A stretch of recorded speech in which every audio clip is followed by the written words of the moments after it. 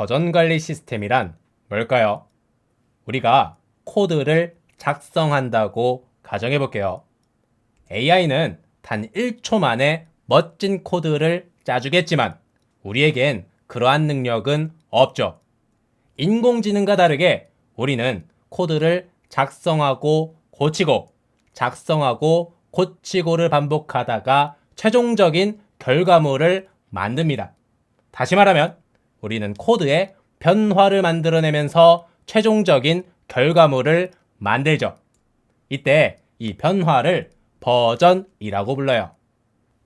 그리고 우리는 인공지능과 다르게 실수를 합니다. 버전을 만들어내는 과정에서 버그가 있는 코드를 만들기도 한다는 거예요. 이럴 때 우리는 무엇을 하죠? 답은 간단하죠. 이전 버전으로 되돌아가서 실수를 만회하면 되겠죠. 이전 버전으로 되돌아가서 코드를 다시 짜면 된다는 거예요. 그러면 생각해 볼게요. 이전 버전으로 되돌아가려면 우리는 무엇을 준비해놔야 되죠? 당연히 버전들을 컴퓨터에 미리 저장해둬야겠죠. 이때 버전을 미리 저장하는 것을 바로 버전을 관리한다고 표현할 수가 있어요. 버전을 미리 저장하는 것을 바로 버전을 관리한다고 표현하는 거예요. 그러면 처음 질문에 대답해 볼게요.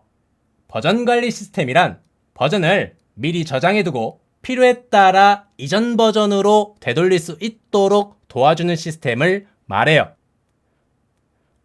앞으로 우리는 8시간 동안 Git을 배우게 됩니다. 간혹 명령어만 간단히 외우고 사용하시는 분이 계시는데요. 이러면 Git을 제대로 사용하지도 못할 뿐더러 오류 폭탄을 맞게 됩니다. Git을 능숙하게 사용하고 오류를 해결할 수가 있으려면 Git의 원리를 제대로 알아야 됩니다. 물론 Git을 공부하는 것보다 본인의 전문 분야를 공부하는 게 더 효율적이라고 말씀하시는 분도 계세요. 근데요, Git을 공부하는데 절약한 시간보다 훨씬 더 많은 시간을 오류를 해결하며 삽질하는 데 쓸 겁니다. 그래서요, 저는요, Git의 원리를 제대로 알려드릴 거예요. 이 강의에선 명령어만을 기계처럼 외우지 않아요. 그런 의미로 이번 강의에서는 Git 버전을 관리하는 원리를 알아볼 겁니다. 근데요, 조금 어려워요. 원리를 있는 그대로 설명하자니 너무 어렵고요. 그렇다고 비유를 들어 설명하자니 마땅한 사례가 없어요. 그래서요, Git을 모방해 우리가 직접 버전 관리 시스템을 만들어 볼 거예요. 마치 종이 비행기를 만들면서 비행기가 나는 원리를 간단하게나마 이해할 수가 있는 것처럼요. 그런 것처럼 버전 관리 시스템을 직접 만들어 보면서 Git이 어떠한 원리로 버전을 관리하는지 알아볼게요. 단 5분이면 충분합니다. 그러면 시작합니다. 텅 비어있는 디렉토리에 파일 2개를 만들었다고 가정해 볼게요. 이를 버전으로 저장하기 위해서 제가 뭘 할 거냐면요, .git이라는 이름의 폴더를 만들 거예요. 그리고 .git 폴더 내부에 버전 1이라는 이름의 폴더를 만들 겁니다. 이때가 중요한데요, 파일들을 버전으로 저장하기 위해서 여기 있는 파일들을 버전 1 폴더 내부로 복사할 거예요. 그러면 파일들의 버전이 저장된 거나 마찬가지죠. 똑같은 원리로 파일들이 수정되었을 때 버전 2 폴더를 만들어서 두 번째 버전도 만들어 볼 수가 있는 거예요. 정리하면요, 폴더 내부에 .git이라는 이름의 폴더가 있고요. 그 내부엔 버전들이 저장되어 있습니다. 그리고 각각의 버전 내부에는요, 파일들이 저장되어 있어요. 우리가 아주 간단한 버전 관리 시스템을 만든 거예요. 여기서 정말 재미있는 점이 있는데요. Git이 버전을 관리하는 방법도 이와 굉장히 유사합니다. 우리가 Git을 모방해서 버전 관리 시스템을 만들어 본 거예요. 물론 Git은 우리가 방금 만든 단순한 버전 관리 시스템보단 훨씬 더 복잡하고 기능도 많겠죠. 그래도 거진 70% 정도는 비슷하다고 보시면 됩니다. 그러면 나머지 30%만큼도 비슷하게 만들어 볼게요. 이 시점에 제가 파일 한 개를 추가로 만들었다고 가정해 볼게요. 근데 새롭게 만든 파일은 버전으로 저장하지 않을 거예요. 그러니까 파일 1, 2는 버전으로 저장하고 새롭게 추가한 파일 3은 버전으로 저장하지 않을 거예요. 그러면 버전으로 저장하고 싶은 파일들만 싹 드래그해서 버전 3 폴더를 만들면 되겠죠? 근데요, Git은 명령어로 다루는 프로그램이에요. 그래서 Git에는 GUI 환경처럼 드래그할 수 있는 기능이 없어요. 원하는 파일만을 정교하게 선별하는 기능이 없다는 거예요. 오로지 파일을 하나씩 복사하거나 통째로 복사할 수가 있습니다. 이 두 개의 선택지밖에 없어요. 그러니까 Git은 파일 하나를 제외한 채 나머지 파일만을 정교하게 선별해서 버전으로 저장할 수가 없다는 겁니다. 우리는 Git을 모방하는 프로그램을 만들고 있으니까 여기서도 드래그할 수 없다고 가정해 볼게요. 그러니까 원하는 파일만을 정교하게 선별해서 버전으로 만들 수가 없는 거예요. 근데 우리는 어쨌거나 원하는 파일만을 선별해서 버전으로 만들어야 되는 거잖아요. 이럴 때 사용할 수 있는 방법은 임시 저장소를 하나 만들어 두는 거예요. 이때 이름을 스테이징 에어리어라고 해볼게요. 제가 스테이징 에어리어를 어떻게 활용해서 원하는 파일만을 골라 버전으로 만들 수 있는지 보여드릴게요. 우선 버전으로 저장하고 싶은 파일들을 하나씩 골라서 스테이징 에어리어로 복사해 볼게요. 그러니까 첫 번째 파일을 스테이징 에어리어로 복사하고요. 이어서 두 번째 파일도 스테이징 에어리어로 복사합니다. 이렇게 버전으로 저장하고 싶은 파일 모두가 스테이징 에어리어에 모이면요. 작업한 폴더에서 파일들을 복사하지 않고요. 스테이징 에어리어에 모아둔 파일들을 통째로 복사해서 버전으로 만듭니다. 이러한 방식으로 원하는 파일만을 선별해서 버전으로 만들 수가 있는 거예요. 마치 장바구니에 상품을 하나씩 모아놨다가 한 번에 구매하는 것과 비슷합니다. 그쵸?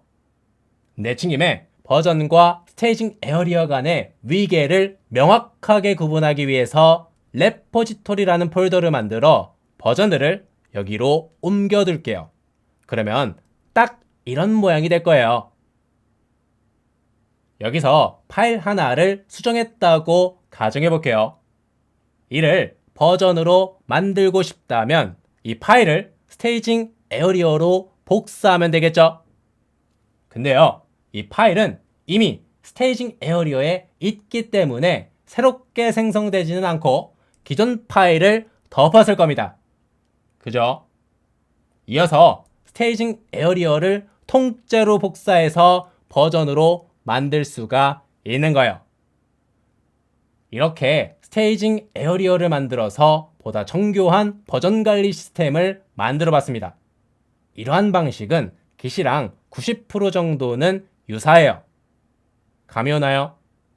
이제 Git을 모방해서 버전 관리 시스템을 만드는 건 그만두고요. Git의 진짜 원리로 넘어갈게요. Git은 세 가지 저장소를 활용해서 버전을 관리합니다. 하나씩 워킹 디렉토리, 스테이징 에어리어, 레포지토리라고 불러요. 워킹 디렉토리는 우리가 작업하는 폴더라고 보시면 됩니다. 파일을 만들고 수정하고 삭제하는 영역을 바로 워킹 디렉토리라고 부르는 거예요. 우리가 직접 만든 버전 관리 시스템에서 .git 폴더를 제외한 나머지 부분이 워킹 디렉토리라고 보시면 됩니다. 알겠죠? 그러면 워킹 디렉토리에서 파일을 2개 정도 만들었다고 가정해 볼게요. 이때 워킹 디렉토리에서 작업한 파일을 하나씩 스테이징 에어리어로 모아둘 수가 있어요. 마치 우리가 직접 만든 버전 관리 시스템처럼요. 그러니까 첫 번째 파일을 스테이징 에어리어로 복사하고 이어서 두 번째 파일도 스테이징 에어리어로 복사할 수가 있다는 거예요. 이렇게 스테이징 에어리어에 모든 파일이 모이면요, 적절한 시점에 스테이징 에어리어에 있는 내용을 버전으로 만들어서 레포지토리에 저장하는 거예요. 그러니까 레포지토리는 버전을 최종적으로 저장하는 곳이고요. 스테이징 에어리어는 파일을 버전으로 저장하기 전에 임시로 보관하는 저장소입니다. 알겠죠? 더 나아가서 여기서 파일 하나를 수정해서 버전으로 저장한다고 가정해 볼게요. 그러면 워킹 디렉토리에 있는 파일을 스테이징 에어리어로 복사하면 되겠죠?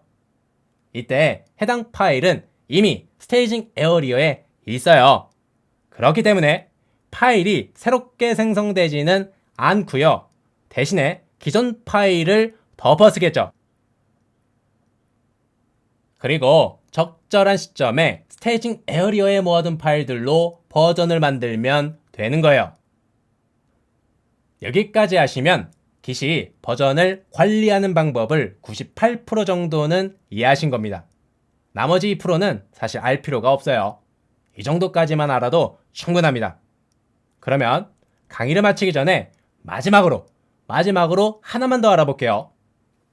우리의 컴퓨터는 망가질 수가 있죠. 그러면 컴퓨터에 저장된 중요한 데이터도 함께 날아가는 거예요. 이럴 때 우리는 뭘 하죠? 파일을 구글 드라이브에 저장해두죠. 이런 것처럼 우리가 열심히 짠 코드는 안전하지가 않아요. 그래서 레포지토리에 저장되어 있는 버전들을 GitHub이라는 곳에 저장합니다. 마치 파일을 구글 드라이브에 저장하는 것처럼요. 가끔 Git이랑 GitHub을 헷갈려 하시는 분이 계시는데 이 둘은 완전히 다른 개념이에요. Git은 버전 관리 시스템이고 GitHub은 레포지토리를 보관하는 클라우드 서비스예요. 구글 드라이브 같은 거죠. GitHub을 제대로 이해하기 위해선 어차피 Git을 먼저 알아야 됩니다. 그래서 GitHub은 강의 후반부에 찐득하게 배우고요. 다음 강의에선 Git을 명령어로 다루는 방법을 배워볼게요. 그러면 다음 강의에서 봐요. Git은 워킹 디렉토리, 스테이징 에어리어, 레포지토리를 활용해서 버전을 관리한다고 배웠죠. 이때 우리가 파일들을 만들고 커밋으로 만들고 싶으면요. 그러니까 파일을 버전으로 관리하고 싶으면 우선 git add 명령어를 실행해서 파일을 스테이징 에어리어로 복사해야 됩니다. 이때요. git add 명령어를 실행하면 이 과정에서 발생하는 일이 하나 더 있어요. 그러니까 명령어를 실행하면 파일이 스테이징 에어리어로 복사될 뿐만 아니라 또 다른 과정도 함께 발생한다는 거예요. 궁금하죠? 이번 강의를 끝까지 들으시면 어떤 일이 발생하는지 알 수가 있습니다. 그러면 파일을 스테이징 에어리어로 복사하는 과정에서 대체 어떤 일이 추가적으로 발생하는지 알아볼게요. 여기에 렉탱글과 서클 파일은 이제 워킹 디렉토리뿐만 아니라 스테이징 에어리어에도 있죠. 방금 git add 명령어를 실행해서 스테이징 에어리어로 복사해줬잖아요. 그래서 이 파일들은 이제 커밋으로 만들어질 운명이라고 봐도 좋습니다. 그러니까 이 파일들은 이제 하나의 버전으로 만들어질 운명이라는 거예요. 이를 다르게 말하자면 Git이 여기 있는 파일들을 버전으로 관리한다고 표현할 수가 있어요. 정리하자면 파일을 스테이징 에어리어에 복사한다는 건 Git이 해당 파일을 버전으로 관리한다는 거예요. 그러면 여기서 파일 2개를 추가로 만들어 볼게요. 그렇다면 방금 만든 파일들을 Git이 관리한다고 봐야 될까요? 아니죠. 우리가 아직 해당 파일을 스테이징 에어리어로 복사하지는 않았잖아요. 따라서 새로 만든 파일들은 버전으로 관리되지는 않는 거예요. 새롭게 만든 파일들이 버전으로 관리되지는 않는 겁니다. 정리하자면 워킹 디렉토리에 있는 파일은 Git이 버전으로 관리하는 파일과 관리하지 않는 파일로 나뉩니다. 이때 스테이징 에어리어에 있는 파일은 Git이 관리하는 파일이고요. 스테이징 에어리어에 없는 파일은 Git이 관리하지 않는 파일이에요. 이때 Git이 관리하는 파일을 트랙트 상태라고 부르고요. 관리하지 않는 파일을 언트랙트 상태라고 불러요. 그러니까 스테이징 에어리어에 복사해둔 파일은 트랙트 상태라고 부르고요. 그렇지 않는 파일은 언트랙트 상태라고 간주하는 거예요. 그러면 이 그림을 조금만 더 깔끔하게 표현해 볼게요. 그러면 이렇게 되겠죠? 앞으로 이 그림은 모든 강의에 걸쳐서 사용되니까 꼭 기억해 주세요. 굉장히 중요한 내용이에요. 워킹 디렉토리는 뭐랑 뭐로 나뉜다고 했죠? 언트랙트 상태랑 트랙트 상태로 나뉘는 거죠. 파일이 언트랙트 상태인지 트랙트 상태인지는 어떻게 구분한다고 했죠? 해당 파일이 스테이징 에어리어에 있으면 트랙트 상태, 없으면 언트랙트 상태죠. 알겠죠? 그러면 처음 질문으로 돌아가 볼게요. git add 명령어를 실행하면, 그러니까 파일을 스테이징 에어리어에 복사하면 그 과정에서 발생하는 일이 하나 더 있다고 했었죠. 그렇다면 렉탱글 파일에 git add 명령어를 실행해 볼게요. 참고로 이 파일은 스테이징 에어리어에 없으니까 언트랙트 상태라고 봐야겠죠. 그러면 git add 렉탱글 명령어를 실행해 볼게요. 그 결과 파일이 스테이징 에어리어로 복사됩니다. 이때 git은 파일이 트랙트 상태인지 언트랙트 상태인지를 어떤 기준으로 구분한다고 했었죠? 바로 스테이징 에어리어에 해당 파일이 있는지 없는지 그 여부로 판단합니다. 그러므로 이 파일은 이제 트랙트 상태가 되는 거예요. 반복하지만 git add 명령어를 실행하면, 그러니까 파일을 스테이징 에어리어에 복사하면 파일은 트랙트 상태가 된다는 거예요. 앞으로 git을 다루는 명령어들을 배워볼 건데요. 파일이 트랙트 상태인지 언트랙트 상태인지에 따라서 명령어를 실행한 결과가 완전히 달라질 수가 있어요. 이번 강의에서 배운 내용은 다른 내용을 배우는데 기초가 되니까 꼭 기억해 주세요. 그러면 오늘 배운 내용을 정리해 볼게요. 워킹 디렉토리에 있는 파일은 트랙트 상태와 언트랙트 상태로 나뉜다고 했었죠. 그리고 파일이 스테이징 에어리어에 있으면 해당 파일은 트랙트 상태, 반대로 파일이 스테이징 에어리어에 없으면 언트랙트 상태라고 부른다고 했었죠. 마지막으로 git add 명령어는 워킹 디렉토리에 있는 파일을 스테이징 에어리어로 복사하거나 덮어쓰게 만들어요. 이 과정에서 해당 파일을 트랙트 상태로 바꿉니다. 알겠죠? 그러면 다음 강의에서 봐요. git을 모방해서 버전 관리 시스템을 직접 만들어 봤었죠. 이 내용을 잠깐 복습해 볼게요. 파일을 하나의 버전으로 만들려면 어떤 단계를 밟아야 된다고 그랬었죠? 우선 버전으로 저장하고 싶은 파일을 스테이징 에어리어로 복사해야 돼요. 그러니까 렉탱글 파일을 스테이징 에어리어로 복사하고요.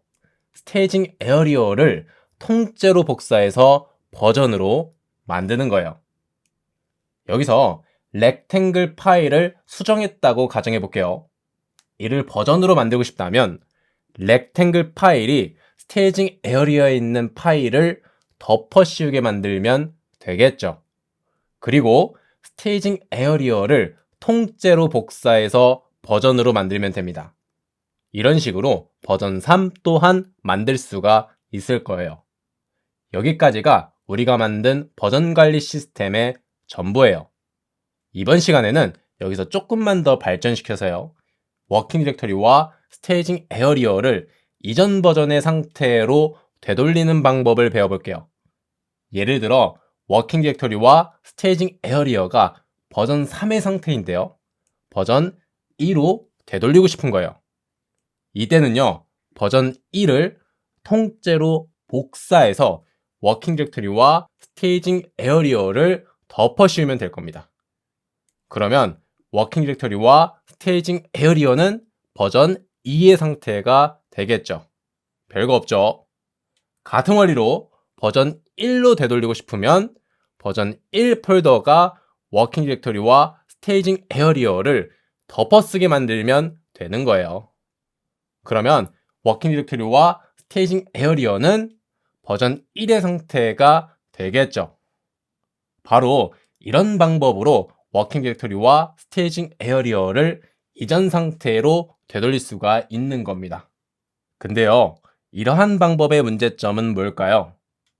이렇게 워킹 디렉터리와 스테이징 에어리어를 이전 버전의 상태로 여러 번 바꾸게 되었을 때, 그러니까 버전 2로 만들었다가 또다시 버전 1로 만들었을 때, 이럴 때의 문제점은 뭘까요?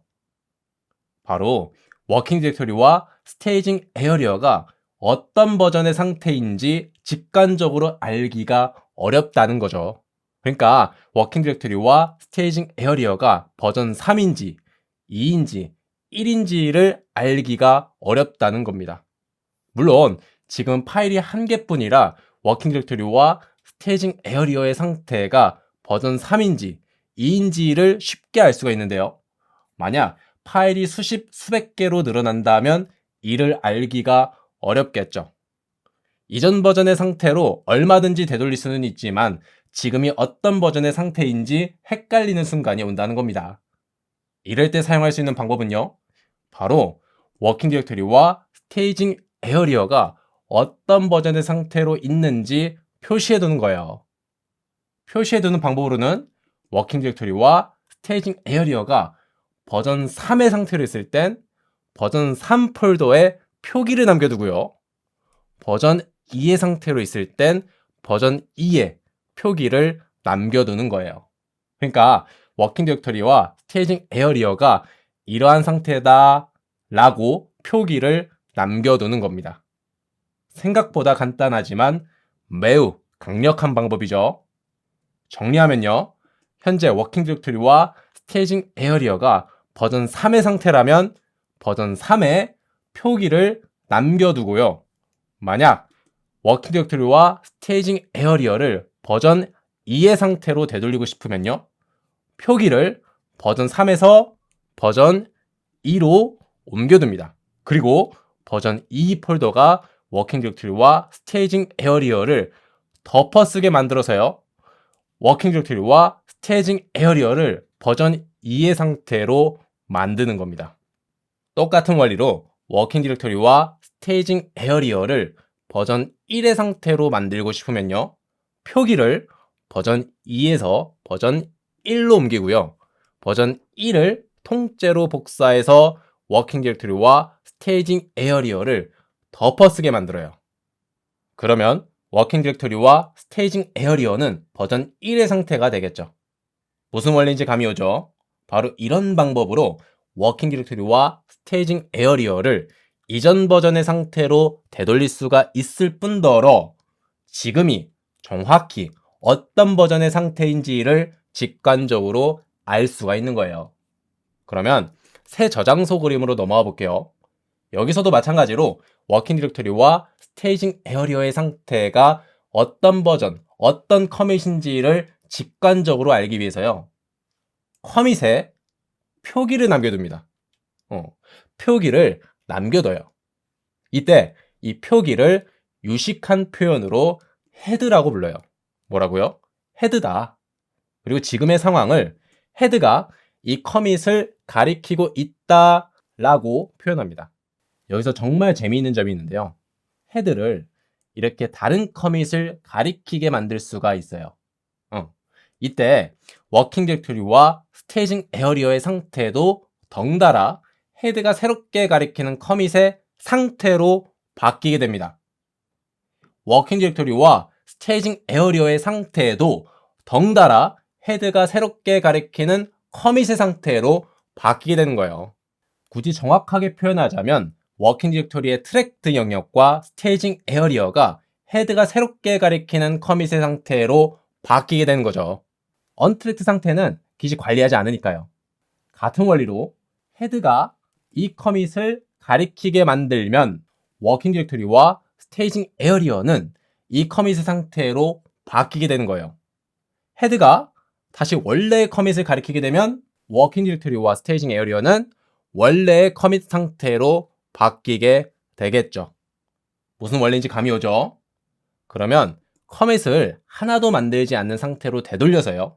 커밋이 만들어지는 과정을 헤드와 함께 배워볼게요. 다시 따져보는 거예요. 헤드는 커밋을 가리키고 있으니까 커밋이 하나도 없을 땐 헤드 또한 어떠한 커밋도 가리키고 있지 않아요. 이때 파일을 만들고 이를 스테이징 에어리어로 복사한 다음 커밋을 만들면 헤드는 이제서야 비로소 첫 번째 커밋을 가리키게 되는 거예요. 이어서 파일을 수정한 다음 이를 스테이징 에어리어로 복사하고 새로운 커밋을 만들면 헤드는 방금 만든 커밋을 가리키게 됩니다. 무슨 원리인지 감이 오죠? 커밋을 또다시 만들면 헤드는 방금 만든 커밋, 그러니까 최신으로 만든 커밋을 가리키게 되겠죠. 이런 식인 겁니다. 그래서 헤드는 기본적으로 최신 커밋을 가리키고 있다라고도 표현해요. 이때 헤드를 강제로 다른 커밋을 가리키게 만들 수가 있다고 했죠. 이 상황에서는 git checkout 명령어에 커밋 아이디를 적어서 실행하면 됩니다. 예를 들어 이 커밋의 아이디를 복사해서 git checkout 명령어에 적으면요. 참고로 커밋 아이디 40글자 모두를 적을 필요는 없고요. 7글자만 적어도 됩니다. 무튼 이렇게 실행하면요. 헤드는 명령어에서 지정한 커밋을 가리키게 되는 거예요. 그리고 워킹 디렉토리와 스테이징 에어리어는 헤드가 새롭게 가리키는 커밋의 상태로 바뀌게 되겠죠. 그러면 터미널로 와서 실습해 볼게요. 폴더의 상태는 위쪽 그림과 같아요. 커밋 3개가 있고요. 헤드는 최신 커밋을 가리키고 있어요. 여기서 헤드가 이 커밋을 가리키게 만들어 볼게요. 우선 git log 명령어를 실행해서 커밋의 아이디를 조회해 볼게요. 우리가 원하는 커밋의 아이디는 이거니까 이 커밋의 아이디를 복사하고요. 일단 알파벳 Q를 눌러서 나온 다음에 깔끔하게 해주고 git checkout 명령어에 붙여 넣어서 실행해 볼게요. 그러면 뭐라고 막 뜨는데 아직은 신경 쓰지 않으셔도 됩니다. 위쪽 그림을 보시면 헤드는 우리가 명령어에서 지정한 커밋을 가리키게 되고요. 워킹 디렉토리와 스테이징 에어리어는 헤드가 새롭게 가리키는 커밋의 상태로 바뀔 거예요.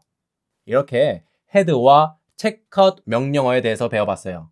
그러면 오늘 배운 내용 정리해 볼게요. 헤드는 워킹 디렉토리와 스테이징 에어리어가 어떤 커밋의 상태인지 보여주는 표기입니다. 네, 표기예요. 그리고 git checkout에 커밋 아이디를 적어서 실행하면요. 헤드가 명령어에서 지정한 커밋을 가리키게 만듭니다. 이때 워킹 디렉토리와 스테이징 에어리어는 헤드가 새롭게 가리키는 커밋의 상태로 바뀐다고 했죠. 헤드는 굉장히 중요한 개념이니까 꼭 기억해 두고 계셔야 돼요. 그러면 다음 강에서 봐요. 이전 시간에 배운 git checkout 명령어를 복습해 볼게요. 헤드가 이 커밋을 가리키게 만들고 싶으면 커밋의 id를 복사해서 git checkout 명령어에 붙여넣은 다음 실행하면 되겠죠. 근데요, 이거 조금 불편하지 않나요? 커밋 id를 조회한 다음 복사해서 붙여 넣어야 되잖아요. 불편해요. 이럴 때 사용할 수 있는 방법은 바로 commit id 대신에 헤드의 상대적인 위치를 적어 넣는 겁니다. 이게 무슨 말이냐? 헤드가 가리키고 있는 커밋에서 과거로 몇 칸 떨어져 있는지를 commit id에 적어 넣을 수가 있다는 거예요. 예를 들어서 헤드의 캐럿 기호는 헤드가 가리키는 커밋에서 과거로 한 칸 떨어져 있는 커밋을 나타내는데요. 이를 git checkout 명령어에 적어서 실행하면 헤드는 한 칸 뒤에 있는 커밋을 가리키게 되는 겁니다. 헤드의 상대적인 위치가 무슨 말인지 알겠죠? 더 나아가서 과거로 한 칸 뒤에 있는 커밋뿐만 아니라 헤드에 캐럿 기호를 2개 적어 넣으면 과거로 2칸 뒤에 있는 커밋을 나타낼 수가 있어요. 3칸 뒤는 헤드에 캐럿 기호 3개를 적으면 됩니다. 캐럿 기호를 적는 게 불편하면 이렇게 물결에 번호를 붙인 표현으로 바꿔서 사용할 수도 있어요. 예를 들어 헤드에 캐럿 기호 2개를 붙인 표현과 헤드에 물결 2는 완전히 동일한 표현입니다. 그리고 현재 헤드가 가리키고 있는 커밋의 상대적인 위치는 그대로 헤드라고 불러요. 캐럿 기호를 하나도 적지 않아도 되는 거죠. 만약 헤드가 다른 커밋을 가리키게 된다면 상대적인 위치도 달라지겠죠. 기준점이 달라지니까요. 그래서 헤드가 바로 이전 커밋을 가리키게 되면 커밋의 상대적인 위치도 한 칸씩 밀려서요. 이렇게 되겠죠. 무슨 원리인지 감이 오죠? 그러면 퀴즈 하나 내볼게요. 이 커밋에서 과거로 한 칸 떨어져 있는 커밋은 어떤 커밋이 될까요? 그러니까 바로 이전 커밋은 어떤 커밋일까요? 요 커밋이 됩니다. 당연한 내용을 대체 왜 물어보나 싶죠. 그러면 커밋들이 어떤 커밋인지 구별하기 어렵게 하기 위해서요. 검정색으로 덧칠해 볼게요. 그리고 커밋의 순서를 뒤죽박죽으로 섞어 놓겠습니다. 그렇다면 이 커밋에서 과거로 한 칸 떨어져 있는 커밋은 어떤 커밋이 될까요? 어떤 커밋인지 모르겠죠? 이게 바로 기시 커밋들을 바라보는 관점이에요. 이 그림은 어디까지나 여러분이 이해하기 쉽도록 표현해둔 그림이고요. 이러한 모양이 실제와 더 가까워요. 그렇다면 깃은 어떻게 이 커밋에서 과거로 한 칸 떨어져 있는 커밋이 어떤 커밋인지를 알 수가 있을까요? 바로 이 커밋의 이전 커밋이 어떤 커밋인지를 기록해 두는 거죠. 그러면 어떤 방법으로 기록해 두느냐? 커밋이 만들어지는 시점에 해당 커밋의 바로 이전 커밋을 화살표로 가리키게 만들어 두는 겁니다. 그래서 깔끔하게 표현하면 이 커밋은 이 커밋을 가리키고요. 또 이 커밋은 이 커밋을 가리키게 되는 거예요. 이런 방법으로 깃은 과거로 한 칸 떨어져 있는 커밋이 어떤 놈인지를 알 수가 있는 거예요. 화살표로 가리키고 있으니까요. 예를 들어서 헤드가 이 커밋을 가리키고 있을 때 과거로 한 칸 떨어져 있는 커밋은요. 커밋이 화살표로 가리키고 있는 요 놈이 그 커밋이라고 알 수가 있는 거예요. 무슨 원리인지 감이 오죠? 여기서 정말 중요한 용어 하나만 알려드릴게요. 커밋이 화살표로 가리키고 있는 커밋을 부모 커밋이라고 불러요. 그러니까 이 커밋의 부모 커밋은 이 커밋이 되는 거고요. 이 커밋의 부모 커밋은 이 커밋이 되는 거예요. 알겠죠? 그러면 오늘 배운 내용 한번 정리해 볼게요. 헤드의 상대적인 위치를 커밋 ID 대신에 사용할 수 있다고 했죠. 그리고 커밋이 화살표로 가리키고 있는 커밋을 부모 커밋이라고 부릅니다. 다음 강에서 봐요. 우리가 전화번호 인증 기능을 만든다고 가정해 볼게요. 근데요, 이 기능은 회원가입이나 로그인 기능에 영향을 줄 수가 있잖아요. 그러니까 전화번호 인증 기능을 개발하다가 문제가 생기면 이 기능을 사용하는 로그인이나 회원가입 기능에도 덩달아 문제가 생길 수가 있다는 거예요. 이렇듯 우리는 다른 기능에 영향을 줄 수 있는 코드를 짜야 할 때가 있어요. 그래서 이럴 땐 프로젝트를 다른 폴더로 복사해서요. 전화번호 인증 기능을 복사한 폴더에서 만드는 겁니다. 그러니까 복사한 폴더에서 실험적으로 코드를 짜보는 거예요. 그리고 실험적으로 짠 코드가 로그인이나 회원가입 기능에 문제를 일으키지는 않는지 테스트하고요. 만약 문제가 없다면 전화번호 인증 기능을 원본 폴더로 가져오는 거예요. 이 방법은 원본 폴더에 영향을 주지도 않고 코드를 안전하게 짤 수 있다는 점에서 유용해요. 어려운 말로 코드를 실험적이고 독립적으로 짤 수 있다고 표현합니다. 코드를 실험적이고 독립적으로 짤 수가 있는 거예요. 더 나아가서요. 기존 폴더를 복사해서 또 다른 폴더를 여러 개 만들 수가 있고요. 복사한 폴더를 또다시 복사할 수도 있겠죠. 그리고 복사한 폴더에서 작성한 코드를 기존 폴더로 가져올 수도 있고 그 반대도 가능합니다. 당연히 이렇게도 가능하고요. 저렇게도 가능하고 또 이렇게도 가능하겠죠. 그러니까 어떤 폴더든 상관없이 코드를 또 다른 폴더로 가져갈 수가 있다는 거예요. 아마 이런 방법을 사용해서 개발하셨던 분도 분명히 계실 거예요.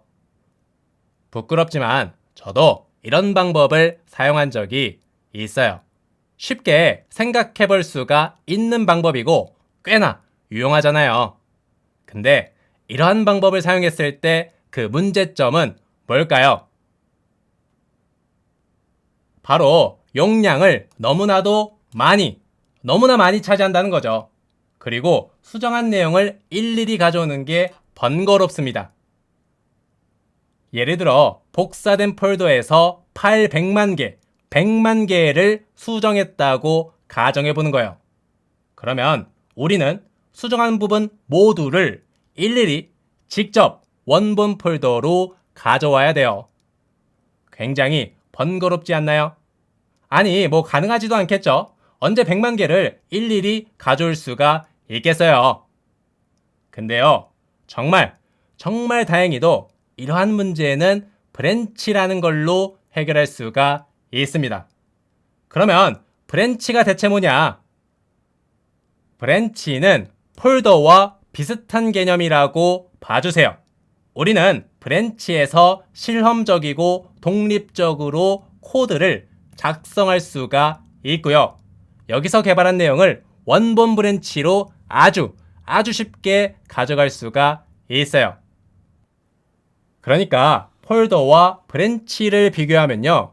둘 다 코드를 실험적이고 독립적으로 작성하기 위해서 사용합니다. 하지만 폴더는 용량을 많이 차지하던 반면에 브랜치는 굉장히 가벼워요. 용량을 거의 차지하지 않는다는 거예요. 그리고요, 다음 시간에 더 자세하게 배우겠지만 브랜치를 사용하면요, 다른 브랜치에서 작업한 내용을 아주 쉽게 가져올 수가 있어요. 마지막으로 아주 중요한 차이점이 있는데요. 폴더에는 파일과 또 다른 폴더가 들어가 있겠죠. 근데요, 브랜치에는 커밋이 담겨 있다고 보시면 됩니다. 우리가 만든 커밋은 기본적으로 브랜치에 담겨 있던 거예요. 그러면 브랜치는 대체 어떻게 생겼고 커밋을 담고 있다는 게 대체 뭔 말인지 자세히 알아볼게요. 일단 새 저장소 그림으로 넘어와 볼게요. 우리가 여태껏 만든 커밋들은 사실 메인이라는 이름의 브랜치에 담겨 있어요. 우리가 아무런 브랜치를 생성하지 않아도 메인 브랜치는 기본적으로 생성되어 있는 거예요. 이게 기본 세팅 값이에요. 이때 폴더를 복사해서 그곳에서 독립적으로 개발할 수가 있는 것처럼 메인 브랜치에서 또 다른 브랜치를 원하는 만큼 몇 개든 만들 수가 있어요. 그러니까 메인 브랜치에서 테스트 1, 테스트 2 브랜치를 만들 수가 있는 거예요. 그리고 우리가 폴더를 이동해 다니면서 독립적으로 개발할 수가 있듯이요. 여러 브랜치를 이동해 다니면서 그곳에서 독립적으로 개발할 수가 있습니다. 그러니까 테스트 1 브랜치로 이동해서 여기서 독립적으로 개발할 수가 있고요. 테스트 2 브랜치로 이동해서 여기서도 독립적으로 개발할 수가 있다는 거예요. 그러니까 여기서 개발한 내용은 다른 브랜치에 영향을 주지 않는다는 거예요. 이때 다른 브랜치에서 독립적으로 개발한 내용을 또 다른 브랜치로 가져갈 수가 있어요. 그러니까 테스트 1 브랜치에서 작업한 내용을 메인 브랜치로 가져갈 수가 있고요. 테스트 2 브랜치에서 작업한 내용을 메인 브랜치로 가져갈 수도 있다는 거예요. 물론 이렇게도 가능하고 이렇게도 가능해요. 더 나아가서요. 테스트 브랜치에서 또 다른 브랜치를 만들 수도 있어요. 예를 들어서 테스트 브랜치를 기반으로 피처라는 이름의 브랜치를 만들 수가 있다는 거예요. 그리고 당연히 피처 브랜치에서 독립적으로 개발한 내용을 다른 브랜치로 가져갈 수가 있습니다. 그러니까 피처 브랜치에서 작업한 내용을 테스트 브랜치로 가져갈 수가 있고요. 메인 브랜치로도 가져갈 수가 있어요. 물론 이렇게도 가능하고 이렇게도 가능해요. 다 가능해요. 이쯤에서 우리가 처음에 봤던 폴더의 경우를 다시 생각해 볼게요. 폴더를 여러 개 복사해서 코드를 짜게 되면 어떤 문제가 있다고 했죠? 첫째로 다른 폴더에서 작성한 코드를 원본 폴더로 가져오기가 번거롭고요. 폴더를 만들 때마다 용량을 너무나 많이 차지하게 된다고 했죠. 반복해서 말씀드리지만 브랜치를 사용하면 이 두 가지 문제가 해결됩니다. 명령어 단 한 줄로 다른 브랜치에서 짠 코드를 원본 브랜치로 가져올 수가 있고요. 브랜치를 아무리 많이 만들어도 용량을 그렇게 많이 차지하지 않아요. 이러한 장점 덕분에 브랜치를 사용하는 거예요. 근데요, 여기서 한 가지 의문점이 생길 겁니다. 명령어 단 한 줄로 다른 브랜치에서 짠 코드를 가져오는 건 뭐 그렇다고 쳐도요. 어떤 원리가 있길래 브랜치를 아무리 많이 만들어도 용량을 그렇게 차지하지 않는 걸까요? 보세요. 우리의 커밋들은 기본적으로 메인 브랜치에 담겨 있고 메인 브랜치를 기반으로 또 다른 브랜치를 만들 수가 있다고 했죠. 예를 들어 메인 브랜치에서 테스트라는 이름의 브랜치를 만들 수가 있는 거예요. 이때 메인 브랜치 내부의 커밋들도 그대로 복사되는 걸로 이해했을 거예요. 제가 마치 커밋이 복사되는 듯한 느낌으로 그림을 보여주고 있잖아요. 근데요, 실제로는 커밋이 복사되는 건 아니에요. 실제 모양으로 표현하면 메인 브랜치 위에 테스트 브랜치가 겹쳐질 뿐입니다. 메인 브랜치와 테스트 브랜치가 동일한 커밋을 담고 있는 상황인 거예요. 바로 이러한 원리로 브랜치를 아무리 많이 만들어도 용량을 많이 차지하지 않는 거예요. 그러니까 폴더의 경우에선 폴더를 복사할 때마다 그 안에 담긴 내용도 같이 복사되는 거잖아요. 그래서 폴더를 복사할 때마다 차지하는 용량이 몇 배로 높아지겠죠. 근데요, 브랜치의 경우에서는요, 브랜치를 아무리 많이 만들어도 그 안에 담겨 있는 커밋이 복사되는 게 아니에요. 동일한 커밋을 여러 브랜치가 담고 있는 거죠. 이러한 원리 덕분에 브랜치를 아무리 많이 만들어도 용량을 거의 차지하지 않는 겁니다. 무슨 원리인지 감이 오나요? 그러면 중요한 내용 하나만 더 알려드릴게요. 브랜치에서 작업한 내용은 다른 브랜치에 영향을 주지 않는다고 했죠. 이 말이 무슨 말이냐면요. 메인 브랜치에서 만든 커밋은 메인 브랜치에만 쌓이고 테스트 브랜치에서 만든 커밋은 테스트 브랜치에만 쌓인다는 거예요. 그래서 각각의 브랜치에서 만든 커밋은 다른 브랜치에 아무런 영향을 끼치지 않는 거예요. 이런 이유로 브랜치에서 코드를 독립적이고 실험적으로 짤 수 있다고 말씀드린 겁니다. 알겠죠? 그러면 제가 재미있는 거 하나만 더 보여드릴게요. 여기서 커밋들을 선으로 이으면 이런 모양이 만들어집니다. 브랜치를 한 번쯤 공부해 보셨던 분은 아마 이런 그림에 익숙할 거예요. 하지만 이 강의에선 브랜치를 이런 그림으로 배우지 않아요. 왜냐하면 브랜치를 이렇게 선으로 표시하다 보면 브랜치에 대해서 오해하는 부분이 생기기 때문이에요. 예를 들어 이 커밋이 마치 메인 브랜치에만 포함되는 커밋처럼 보이거든요. 근데요, 이 커밋은 메인 브랜치와 테스트 브랜치 모두에 포함되는 커밋이에요. 메인 브랜치에만 포함되는 커밋이 아니고요. 메인 브랜치와 테스트 브랜치 모두에 포함되는 커밋이에요. 그래서 브랜치를 이러한 선 모양이 아니라 이렇게 뭔가를 담고 있는 그릇 모양으로 배울 겁니다. 알겠죠? 그러면 테스트 브랜치에서 또 다른 브랜치를 만들어 볼게요. 예를 들어서 피처라는 이름의 브랜치를 만들어 보는 거예요. 그러면 테스트 브랜치에 피처라는 브랜치가 겹쳐지고요. 피처 브랜치에서 만든 커밋은 피처 브랜치에만 쌓여요. 내친 김에 브랜치를 선으로 표시하면 이렇게 되겠죠. 어떤 원리인지 감이 오시죠? 그러면 오늘 배운 내용을 정리해 볼게요. 브랜치를 통해서 코드를 실험적이고 독립적으로 짤 수가 있고요. 단 한 줄의 명령어로 다른 브랜치에서 짠 코드를 원본 브랜치로 가져올 수가 있습니다. 그리고 브랜치를 아무리 많이 만들어도 용량을 많이 차지하지가 않아요.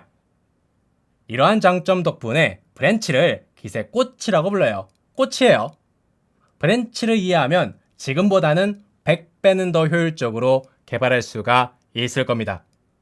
그러면 다음 시간부턴 브랜치를 명령어로 다뤄볼게요. 다음 시간에 봐요. 이전 시간에 브랜치에 대해서 배워봤었죠. 브랜치를 만드는 목적은 독립적인 공간에서 코드를 실험적으로 작성하는 거죠. 이번 시간에는 브랜치를 명령어로 다뤄볼게요. 우리가 아무런 브랜치를 만들지 않으면 우리가 만든 커밋들은 메인이라는 이름의 브랜치에 담겨 있다고 했잖아요. 그리고 우리는 기본적으로 메인 브랜치에 있습니다. 메인 브랜치에서 개발하고 있는 상황인 거예요. 이게 기본 세팅 값이에요. 이때 git 브랜치 명령어를 실행하면 우리 저장소에 어떠한 브랜치가 만들어져 있는지 확인할 수가 있어요. 그러니까 브랜치의 목록을 보여준다는 겁니다. 그래서 이렇게 명령어를 실행하면요, 지금은 아무런 브랜치를 만들지 않았으니 메인 브랜치 하나만 있다고 떠요. 그리고 메인 브랜치 왼쪽에 별표가 있습니다. 이 별표는 우리가 메인 브랜치에서 개발하고 있다는 뜻이에요. 그러면 새로운 브랜치를 만들어 볼게요. 브랜치는 git 브랜치 명령어에 브랜치 이름을 지정하는 방식으로 만들 수가 있습니다. 좀만 더 자세하게 말씀드리자면은 이 명령어는 우리가 현재 있는 브랜치와 범위가 똑같은 브랜치를 만들어요. 그러니까 git 브랜치 테스트 명령어를 실행하면요. 우리가 메인 브랜치에 있으니까 메인 브랜치와 범위가 똑같은 테스트라는 이름의 브랜치를 만든다는 거예요. 그래서 이런 모양으로 테스트 브랜치가 생겨요. 무슨 원리인지 알겠죠? 그러면 다른 브랜치로 이동하는 방법에 대해서 배워볼게요. 지금은 메인 브랜치에 있으니까 테스트 브랜치로 이동해 보는 거예요. 이때는 git checkout 명령어에 브랜치 이름을 적어 넣으면 돼요. 근데 이 명령어 뭔가 익숙하지 않나요? 이전 시간에 배운 내용을 한번 복습해 볼게요. git checkout에 commit id를 적어 넣으면은 헤드를 다른 커밋을 가리키게 만들 수가 있죠. 그러니까 여기서 git checkout 헤드 물결 이 명령을 실행하면은 이렇게 헤드는 이 커밋을 가리키게 될 거예요. 이 과정에서 워킹 디렉토리와 스테이징 에어리어는 헤드가 가리키는 커밋으로 바뀌게 되는 겁니다. 이렇듯 체크아웃 명령어는 헤드가 다른 커밋을 가리키게 만들고 싶을 때 사용합니다. 근데요, 대체 이 명령어로 어떻게 다른 브랜치로 이동할 수 있는지 궁금할 거예요. 보세요. 헤드는 커밋뿐만 아니라 이런 식으로 브랜치를 가리킬 수도 있어요. 브랜치도 가리킬 수가 있다. 그러면은 헤드가 브랜치를 가리킨다는 건 대체 무슨 의미가 있느냐? git은 헤드가 가리키고 있는 브랜치를 현재 우리가 이동한 브랜치라고 간주해요. 그러니까 현재 우리가 작업하고 있는 브랜치라고 간주하는 거예요. 그러니까 지금은 헤드가 메인 브랜치를 가리키고 있으니 우리는 메인 브랜치에 있는 거고요. 헤드가 테스트 브랜치를 가리키면은 우리는 테스트 브랜치에 있는 거예요. 만약 헤드가 브랜치가 아니라 커밋 자체를 가리키고 있다면 어떠한 브랜치에도 있지 않은 상황인 거예요. 그러니까 모든 브랜치 밖으로 나와버린 상황인 겁니다. 그리고 이러한 헤드를 분리된 헤드라고 불러요. 뭐라고요? 분리된 헤드. 이는 마치 폴더 밖에서 개발하고 있는 것과 비슷해요. 그래서 이 상황의 헤드를 분리된 헤드라고 부르는 거예요. 무튼 우리가 아무런 브랜치를 만들지 않으면은 기본적으로 메인 브랜치 하나만 있다고 말씀드렸잖아요. 이때 헤드는 기본적으로 메인 브랜치를 가리키고 있습니다. 그래서 기본적으로 우리가 메인 브랜치에 있는 거예요. 우리가 굳이 브랜치를 만들지 않거나 헤드를 다른 곳으로 옮기지 않아도 딱 이런 모양이 기본 세팅 값이에요. 그럼 다시 돌아와서요. 우리는 지금 메인 브랜치에 있죠? 헤드가 메인 브랜치를 가리키고 있으니까요. 여기서 테스트 브랜치로 이동하려면 어떻게 해야 될까요? 바로 헤드를 테스트 브랜치로 옮겨주면 되겠죠? 그래서 이렇게 헤드를 다른 위치로 옮길 수 있는 명령어인 git checkout 명령어를 사용하는 겁니다. 이 명령어엔 커밋뿐만 아니라 브랜치 이름도 적어 놓을 수 있거든요. 그래서 git checkout 테스트 명령어를 실행하면요. 이로써 헤드가 테스트 브랜치를 가리키게 되는 거고요. 이 말은 곧 우리가 테스트 브랜치로 이동했다는 거겠죠. 여기서 커밋을 만들면 테스트 브랜치에 커밋이 쌓이고요. 다시 git checkout 메인 명령어를 실행해서 메인 브랜치로 이동한 다음 커밋을 만들면요. 이렇게 메인 브랜치에 커밋이 쌓이게 됩니다. 여기서 중요한 점이 하나 더 있는데요. 워킹 디렉토리와 스테이징 에어리어에 주목해 주세요. 헤드가 메인 브랜치를 가리키면은 이런 모양이고요. 헤드가 테스트 브랜치를 가리키면 이런 모양이 됩니다. 다시 헤드가 메인 브랜치를 가리키면 이런 모양이고요. 헤드가 테스트 브랜치를 가리키면 이런 모양이 되는 거예요. 감이 오나요? 워킹 디렉토리와 스테이징 에어리어는 헤드가 가리키는 브랜치의 최신 커밋 상태로 바뀐다는 거예요. 워킹 디렉토리와 스테이징 에어리어는 헤드가 가리키는 브랜치의 최신 커밋 상태로 바뀐다. 그러니까 헤드가 메인 브랜치를 가리키고 있을 땐 워킹 디렉토리와 스테이징 에어리어는 메인 브랜치의 최신 커밋 상태로 바뀌고요. 헤드가 테스트 브랜치를 가리키고 있을 땐 워킹 디렉토리와 스테이징 에어리어는 테스트 브랜치의 최신 커밋 상태로 바뀐다는 겁니다. 제가요, 여기서 말하고 싶은 내용은요, 다른 브랜치로 이동하면 그 브랜치에서 마지막으로 작업한 내용에 이어서 추가적으로 뭔가를 개발할 수가 있다는 겁니다. 그러니까 메인 브랜치에서 테스트 브랜치로 이동하면 워킹 디렉토리와 그리고 스테이징 에어리어는 테스트 브랜치의 최신 커밋 상태, 그러니까 테스트 브랜치에서 마지막으로 작업한 내용으로 바뀐다는 거잖아요. 우리가 테스트 브랜치로 이동한 다음 워킹 디렉토리에서 어떤 추가적인 작업을 한다는 건요, 테스트 브랜치에서 마지막으로 작업한 내용으로 바뀌어버린 워킹 디렉토리에서 어떤 추가적인 작업을 하는 거랑 같다는 거예요. 바로 이런 원리로 여러 브랜치를 이동해 다니면서 독립적으로 개발할 수가 있다는 겁니다. 그러면 명령어로 실습해 볼게요. 우리의 폴더는 위쪽 그림과 같아요. 메인 브랜치 하나가 있고요. 그 메인 브랜치 내부에는 커밋 2개가 있어요. 진짜 그런지 git 로그 명령어를 쳐보면은 이렇게 커밋 2개를 조회할 수가 있습니다. 그리고 알파벳 키를 눌러서 나오고요. 깔끔하게 해주고 git 브랜치 명령어를 실행하면은 메인 브랜치 하나가 줘야 됩니다. 별표가 메인 브랜치 왼쪽에 있으니까 우리는 지금 메인 브랜치에 있는 거예요. 이 말은 헤드가 메인 브랜치를 가리키고 있다는 거죠. 이제 다른 브랜치도 만들어 볼게요. git 브랜치 테스트 명령어를 실행하면요, 위쪽 그림처럼 테스트 브랜치가 만들어져 있을 거예요. 메인 브랜치에서 테스트 브랜치를 만들었으니 메인 브랜치와 범위가 똑같은 테스트 브랜치가 만들어진 거예요. 여기서 git 브랜치 명령어를 다시 실행하면요, 이제는 테스트 브랜치가 잘 찍힙니다. 이제는 테스트 브랜치로 이동해 볼게요. git checkout 테스트 명령어를 실행하면요, 위쪽 그림처럼 헤드가 테스트 브랜치를 가리키게 됩니다. 진짜로 그런지 일단은 깔끔하게 하고요. git 브랜치 명령어를 실행하면 우리가 지금 테스트 브랜치에 있다고 확인할 수 있어요. 여기 별표가 테스트 브랜치 왼쪽에 딱 찍혀 있잖아요. 그러면 테스트 브랜치에서 커밋을 만들어 봅시다. 그러니까 테스트 브랜치로 이동해서 코드를 짜보는 상황을 연출해 보는 겁니다. vi rectangle 명령어를 실행하고요.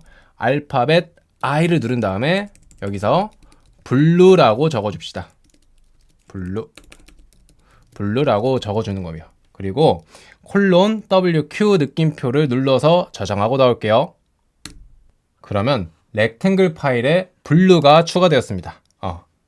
파일을 수정했으니 git commit am 렉탱글 파일에 blue를 추가함이라고 명령어를 실행해서요, 워킹 디렉토리에 있는 렉탱글 파일이 스테이징 에어리어로 덮어 씌워지면서 동시에 커밋이 만들어지겠죠. 왜? git 커밋에 am이라는 옵션을 적어 넣으면은 git add 작업도 같이 한다 그랬었잖아요.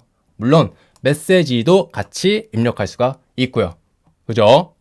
진짜로 커밋이 잘 만들어졌는지 git 로그 명령어를 실행해 봅시다. 우선 깔끔하게 해주고요. git 로그 명령어를 실행하면요, 이렇게 우리가 방금 만든 커밋을 조회할 수가 있습니다. 이로써 메인 브랜치의 최신 커밋과 테스트 브랜치의 최신 커밋이 서로 달라졌어요. 그러면은 재미있는 거 하나 해봅시다. 다른 브랜치로 이동하면 워킹 디렉토리와 스테이징 에어리어는 새롭게 이동한 브랜치의 최신 커밋으로 바뀐다고 했죠. 그러니까 지금은 테스트 브랜치에 있잖아요. 이제 메인 브랜치로 이동하면 워킹 디렉토리와 스테이징 에어리어는 메인 브랜치의 최신 커밋 상태로 바뀐다는 거예요. 그러면 메인 브랜치로 다시 이동해 볼게요. 일단 깔끔하게 하고요. 이때는 git checkout 메인 명령어를 실행하면 되겠죠? 근데요, 이번에는 다른 명령어를 사용해 볼게요. 바로 git switch 명령어를 사용하는 거예요.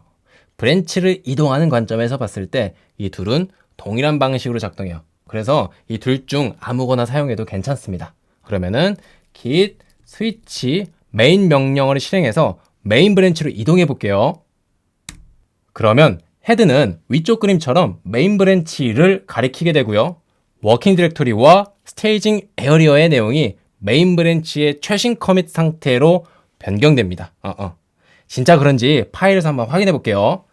vi rectangle 명령어를 실행하면요, 테스트 브랜치에서 추가한 블루가 빠져 있어요. 원래는 블루가 추가되어 있어야 되겠죠? 근데 빠져 있습니다. 이 말은 워킹 디렉토리의 렉탱글 파일이 메인 브랜치의 최신 커밋 상태로 바뀌었다는 거겠죠? 그러면 스테이징 에어리어도 함께 변했는지 확인해 볼게요. 이때는 콜론 Q 느낌표만 눌러서 그냥 나와 봅시다. 일단 깔끔하게 하고요. git diff 명령어를 실행하면 워킹 디렉토리와 스테이징 에어리어 간에 어떠한 차이점이 있다고 뜨지 않아요. 그러니까 이 두 저장소가 서로 똑같다는 거죠. 이 말은 스테이징 에어리어에서도 워킹 디렉토리와 함께 메인 브랜치의 최신 커밋 상태로 바뀌었다는 내용으로 해석할 수 있다는 겁니다. 그죠? 그러면 오늘 배운 내용 한번 정리해 볼게요. 헤드는 브랜치와 커밋 모두를 가리킬 수 있다고 했죠? 헤드가 브랜치를 가리키면은 해당 브랜치에서 작업하고 있는 상태로 간주합니다. 그러니까 헤드가 메인 브랜치를 가리키면은 메인 브랜치에서 작업하고 있는 상태고요. 테스트 브랜치를 가리키면은 테스트 브랜치에서 작업하고 있는 상태인 거예요. 그리고 헤드가 커밋을 가리키면은 분리된 헤드 상태라고 부른다고 했죠. 그러니까 이는 마치 폴더 밖으로 나와서 개발하고 있는 상황과 비슷합니다. 그리고 두 번째, git 브랜치에 브랜치 이름을 지정하면은 헤드가 가리키고 있는 브랜치와 똑같은 범위의 브랜치를 만들죠. 그러니까 우리가 메인 브랜치에 있어요. 헤드가 메인 브랜치를 가리키고 있는 상태입니다. 이때 git 브랜치 테스트 명령어를 실행하면은 메인 브랜치와 범위가 똑같은 테스트 브랜치를 만든다는 거예요. 그리고 세 번째, git 브랜치 명령어는 브랜치 목록을 보여주죠. 그리고 git checkout과 git switch 명령어로 다른 브랜치로 이동할 수 있다. 그러니까 헤드가 명령어에 지정한 브랜치를 가리키게 만든다. 마지막으로 워킹 디렉토리와 그리고 스테이징 에어리어는 이동한 브랜치의 최신 커밋 상태로 바뀌게 됩니다. 그러니까 메인 브랜치에서 테스트 브랜치로 이동하면은 워킹 디렉토리와 스테이징 에어리어는 테스트 브랜치의 최신 커밋 상태로 바뀌게 되는 겁니다. 그러면은 다음 강의에서 봐요. 이번 강의는 퀴즈로 시작할게요. 위쪽에 그림을 보시면 메인 브랜치와 테스트 브랜치가 있어요. 그리고 헤드는 메인 브랜치를 가리키고 있습니다. 그러니까 메인 브랜치에서 작업하고 있는 상황이에요. 이때 메인 브랜치에서 테스트 브랜치로 이동해 볼게요. 그러니까 헤드가 테스트 브랜치를 가리키게 만들어 보는 거예요. 근데요, 다른 브랜치로 이동하기 전에 렉탱글 파일에 노란색을 추가할게요. vi 렉탱글을 실행해서 알파벳 i를 누른 다음에 여기 밑에다가 yellow라고 적어줄게요. yellow 그리고 esc 콜론 wq 느낌표를 눌러서 저장하고 나옵시다. 그러면 위쪽 그림처럼 렉탱글 파일이 워킹 디렉토리에서 수정되겠죠. 그리고 나서 git checkout 테스트 명령어를 실행해 볼게요. 근데요, 다른 브랜치로 이동할 수가 없고 이런 오류만 뜨게 됩니다. 오류를 자세히 보시면요, 렉탱글 파일이 다른 내용으로 덮어 씌워질 수 있다고 나와요. 이런 오류의 의미는 무엇이고, 그리고 대체 왜 뜨는 걸까요? 오류가 났던 상황을 단계별로 하나씩 뜯어봅시다. 우선 렉탱글 파일을 수정해줬죠. 그러니까 렉탱글 파일에 노란색을 추가했습니다. 이때요, 렉탱글 파일을 기존 파일에 수정사항을 더하는 모습으로 해석할 수가 있겠죠. 그러니까 기존 파일에 노란색을 추가했다는 그림으로도 바꿔볼 수가 있는 거예요. 그죠? 그리고 git checkout 테스트 명령어를 실행해서 헤드가 테스트 브랜치를 가리키게 만들려고 했어요. 근데 테스트 브랜치로 이동하지는 못하고 오류만 뜨게 된 상황인 겁니다. 근데요, 만약 헤드가 테스트 브랜치를 가리키게 되었다면 그 결과가 어떻게 되었을까요? 만약을 가정하고 한번 봅시다. 그러니까 헤드가 테스트 브랜치를 가리키면 그 결과가 어떻게 되는지 보는 거예요. 워킹 디렉토리와 스테이징 에어리어는 테스트 브랜치의 최신 커밋 상태로 바뀌려고 하겠죠. 근데 여기 보세요. 렉탱글 파일의 노란색 부분이 파란색으로 바뀌면서, 그러니까 파란색으로 덮어 씌워지면서 노란색을 추가한 부분은 어떻게 될까요? 그러니까 우리 노랑이의 운명은 어떻게 될까요? 뭐 없어지겠죠. 그러니까 노란색이 파란색으로 덮어 씌워지면서요, 우리가 애써 추가한 노란색이 날아가게 될 거예요. 왜? 노란색의 경우에는 커밋으로 저장되어 있지 않잖아요. 노란색을 어디에서도 복원할 수가 없는 상황이에요. 그래서 노란색이 날아간다는 내용입니다. 이때 Git은 우리가 애써 작성한 코드를 쉽게 날리지 않는다고 했죠. 그래서 다른 브랜치로 이동하는 과정에서 코드가 삭제될 가능성이 있으면 다른 브랜치로 이동할 수가 없어요. 그래서 이런 오류만 뜨게 된 겁니다. 따라서 다른 브랜치로 이동할 땐 워킹 디렉토리에 날아갈 수 있는 코드가 남아있어선 안 돼요. 그러니까 수정한 내용이 남아있으면 안 된다는 겁니다. 물론 수정한 내용이 스테이징 에어리어에서도 역시나 남아있으면 안 됩니다. 그러니까 이렇게 수정사항이 스테이징 에어리어에 남아있을 때나, 아니면 수정사항이 워킹 디렉토리와 스테이징 에어리어 모두에 남아있으면 안 된다는 거예요. 만약 수정사항이 워킹 디렉토리나 스테이징 에어리어에 남아있으면 다른 브랜치로 이동할 수가 없고요. 대신에 Git은 오류만 던질 겁니다. 그러면 이 문제를 어떻게 해결할 수 있을까요?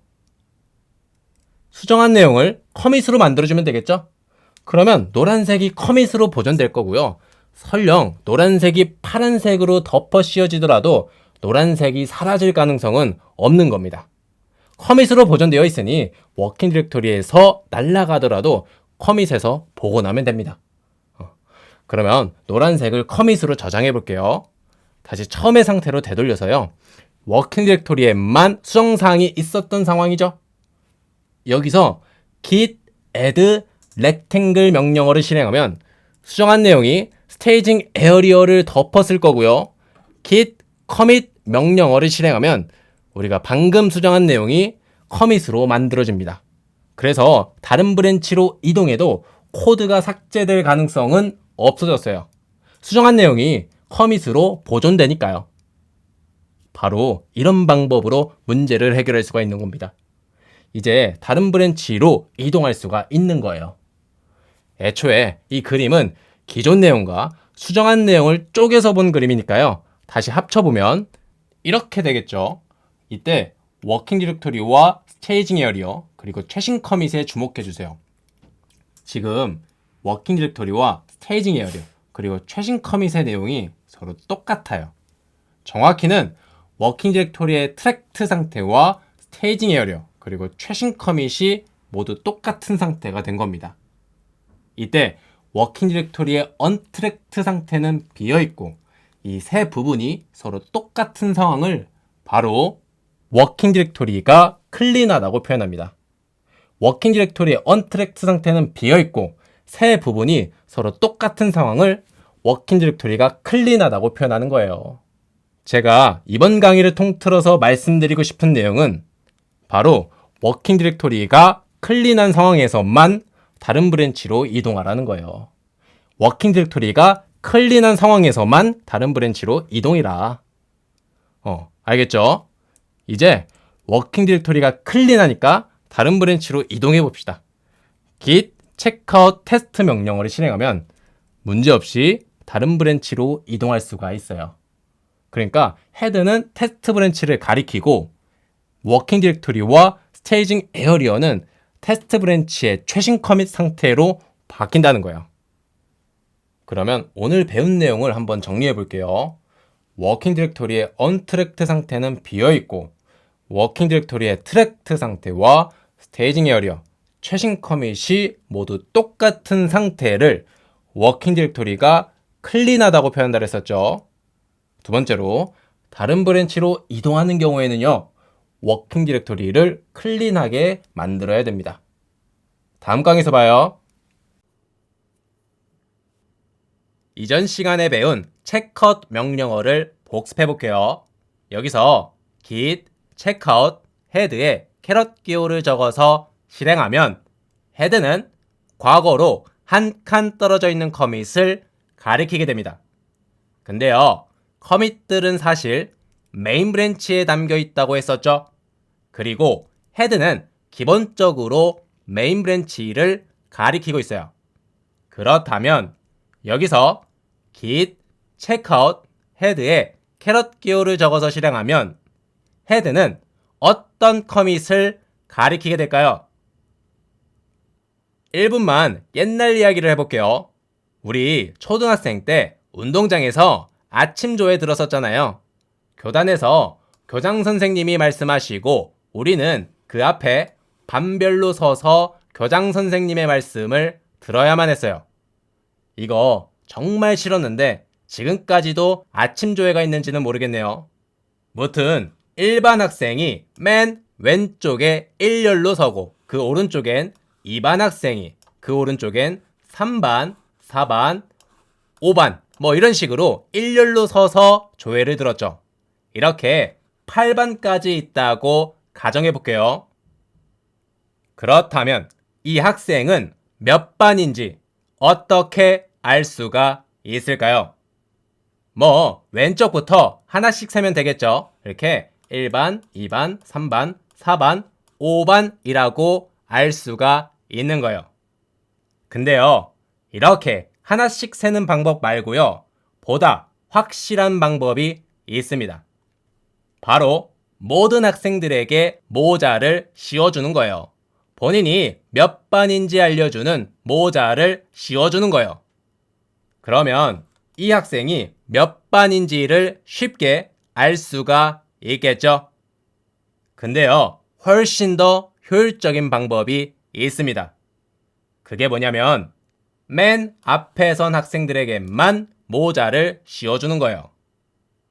이에 따라 그 뒤로 서 있는 학생들이 몇 반인지를 유추해 볼 수가 있어요. 훨씬 더 효율적인 방법으로 이 학생이 몇 반인지를 알 수가 있는 겁니다. 그죠? 그러면 브랜치 그림으로 와볼게요. 여기서 이 커밋들은 메인 브랜치에 담겨 있고 이 커밋들은 테스트 브랜치에 담겨 있다고 볼 수가 있겠죠? 그러면 git은 각각의 커밋들이 어떤 브랜치에 담겨 있는지 어떤 방법으로 알 수가 있을까요? 각각의 커밋들이 어떤 브랜치에 담겨 있는지 그림을 보고요. 이 그림은 어디까지나 여러분이 쉽게 이해할 수 있도록 표현한 거고요. git의 관점으로 봤을 때 여기 있는 커밋들 각각 어떤 브랜치에 담겨 있는지 어떻게 알 수가 있느냐 그 말입니다. 모든 커밋들이 어떤 브랜치에 담겨 있는지 표시해 두면 될까요? 그러면 커밋이 어떤 브랜치에 담겨 있는지 알 수는 있겠죠. 근데요, 훨씬 더 효율적인 방법이 있습니다. 바로 맨 앞에 있는 커밋에만 어떤 브랜치에 담겨 있는지를 표시해 두는 거예요. 그러면 그 뒤로 서 있는 커밋들 모두가 해당 브랜치에 담겨 있다고 유추해 볼 수가 있겠죠. 그러니까 이 커밋이 메인 브랜치에 담겨 있다고 표시해 두면 그 뒤로 서 있는 커밋들 모두가 메인 브랜치에 담겨 있다고 유추해 볼 수가 있고요. 이 커밋이 테스트 브랜치에 담겨 있다고 표시해 두면 그 뒤로 서 있는 커밋들 모두가 테스트 브랜치에 담겨 있다고 유추해 볼 수가 있겠죠. 그죠? git은 이러한 방법으로 커밋들이 어떤 브랜치에 담겨 있는지 알 수가 있는 거예요. 알겠죠? git의 내부 구조를 조금만 더 자세히 말씀드릴게요. 브랜치는 일종의 포인터라고 보시면 돼요. 브랜치는 포인터다. 그러니까 메인 브랜치는 포인터고요. 메인 브랜치가 이 커밋을 가리키고 있으면 그 뒤로 서 있는 커밋들 모두, 그러니까 화살표로 연쇄적으로 이어지는 마지막 커밋까지 메인 브랜치에 포함된다고 볼 수가 있어요. 마찬가지로 테스트 브랜치도 당연히 포인터고요. 테스트 브랜치가 이 커밋을 가리키고 있으니 이 커밋에서 화살표로 연쇄적으로 이어지는 마지막 커밋까지가 테스트 브랜치에 포함된다고 간주하는 거예요. 그래서 브랜치 모양을 이런 방식으로 표현할 수가 있었던 거예요. 이전 강의까지는 이런 그림으로 브랜치를 설명했는데요. 실제로는 이렇게 생겼습니다. 그러면 헤드의 실제 모양은 어떻게 생겼을까요? 헤드는 커밋이나 브랜치를 가리키고 있다고 말씀드렸는데요. 실제 그림에서 헤드는 어떻게 생겼을까요? 바로 이렇게 생겼습니다. 헤드는 메인 브랜치를 가리키고요. 메인 브랜치는 커밋을 가리키고 있는 구조예요. 그러니까 헤드와 브랜치 모두 포인터인데요. 포인터가 포인터를 가리키고 있는 상황이에요. 포인터가 포인터를 가리키고 있는 거예요. 알겠죠? 이 그림을 우리에게 익숙한 그림으로 바꿔보면 이런 식으로 표현할 수가 있는 거예요. 알겠죠? 그러면 다시 실제 모양으로 돌아올게요. 이때요, 이 상황을 헤드가 이 커밋을 간접적으로 가리키고 있다라고도 표현해요. 헤드가 이 커밋을 간접적으로 가리키고 있다라고 표현하는 거예요. 자, 그러면 헤드가 현재 가리키고 있는 커밋에서 과거로 한 칸 떨어져 있는 커밋은 어떤 커밋이 될까요? 바로 이 커밋이 됩니다. 그러면 처음의 질문으로 돌아와 볼게요. 여기서 git checkout 헤드에 캐럿 기호를 적어서 실행하면 헤드는 어떤 커밋을 가리키게 될까요? 헤드가 간접적으로 가리키는 커밋에서 과거로 한 칸 떨어져 있는 커밋을 가리키게 돼요. 따라서 우리에게 익숙한 그림으로 봤을 때 여기서 git checkout 헤드에 캐럿 기호를 적어서 실행하면요. 헤드는 이 커밋을 가리키게 되는 거예요. 알겠죠? 다시 처음 상태로 되돌려서요. 같은 원리로 헤드에 캐럿 기호를 2개 적어서 실행하면요. 헤드는 과거로 2칸 떨어져 있는 커밋을 가리키게 되는 거예요. 이렇게 브랜치와 헤드의 실제 모양을 알아보고 이를 기반으로 헤드의 상대적인 위치를 다시 배워봤습니다. 신기하죠? 그러면 다음 강의에서 봐요. 브랜치를 만드는 이유는 또 다른 브랜치에서 독립적으로 개발하고 거기서 개발한 내용을 원본 브랜치로 쉽게 가져오기 위함이죠. 이때 다른 브랜치에서 개발한 내용을 원본 브랜치로 가져오는 걸 머지한다고 말합니다.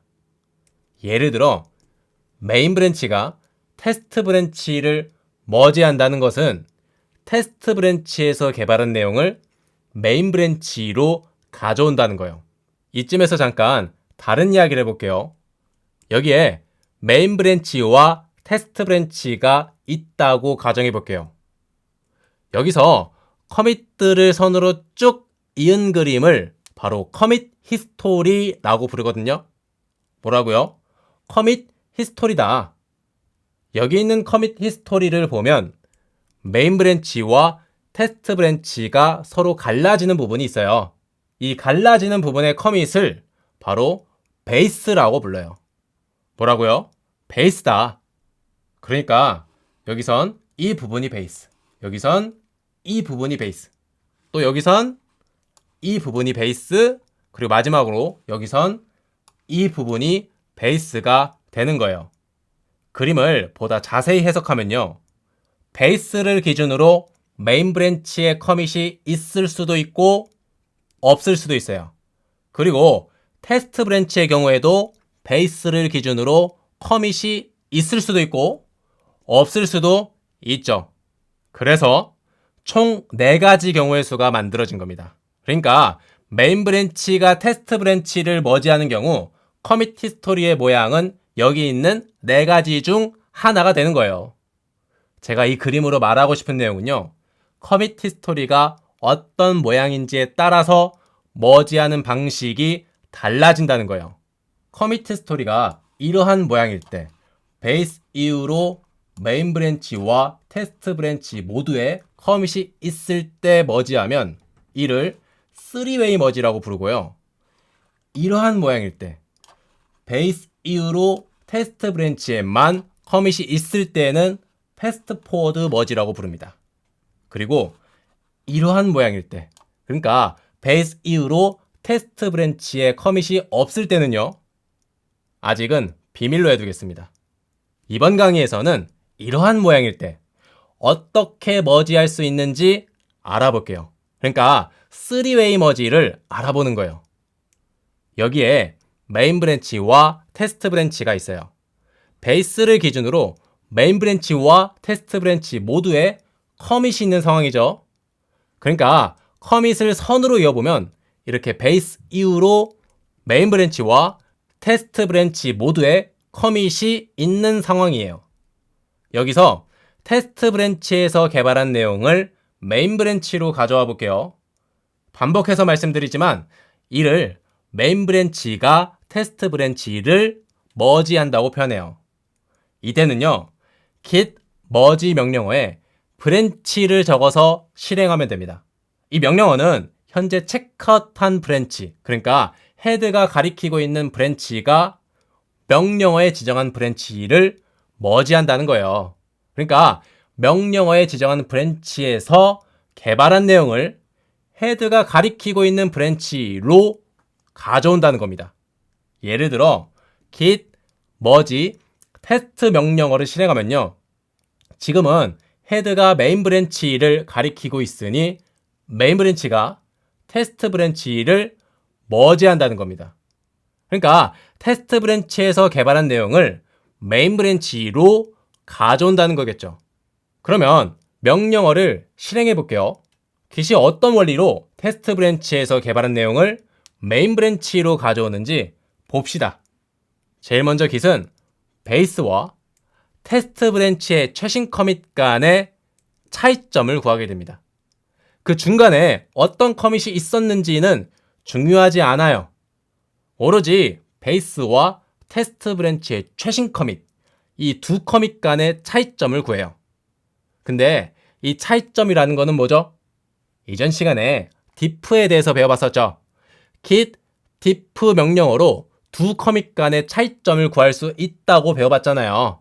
그러니까 여기선 git diff base 테스트 브랜치의 최신 커밋 명령어를 실행해서 나온 diff를 구한다는 거예요. 여기선 빨간색과 파란색이 추가된 서클 파일을 생성한다는 내용이 되겠네요. 그러면 git은 방금 구한 diff를 워킹 디렉토리와 스테이징 에어리어에 더해요.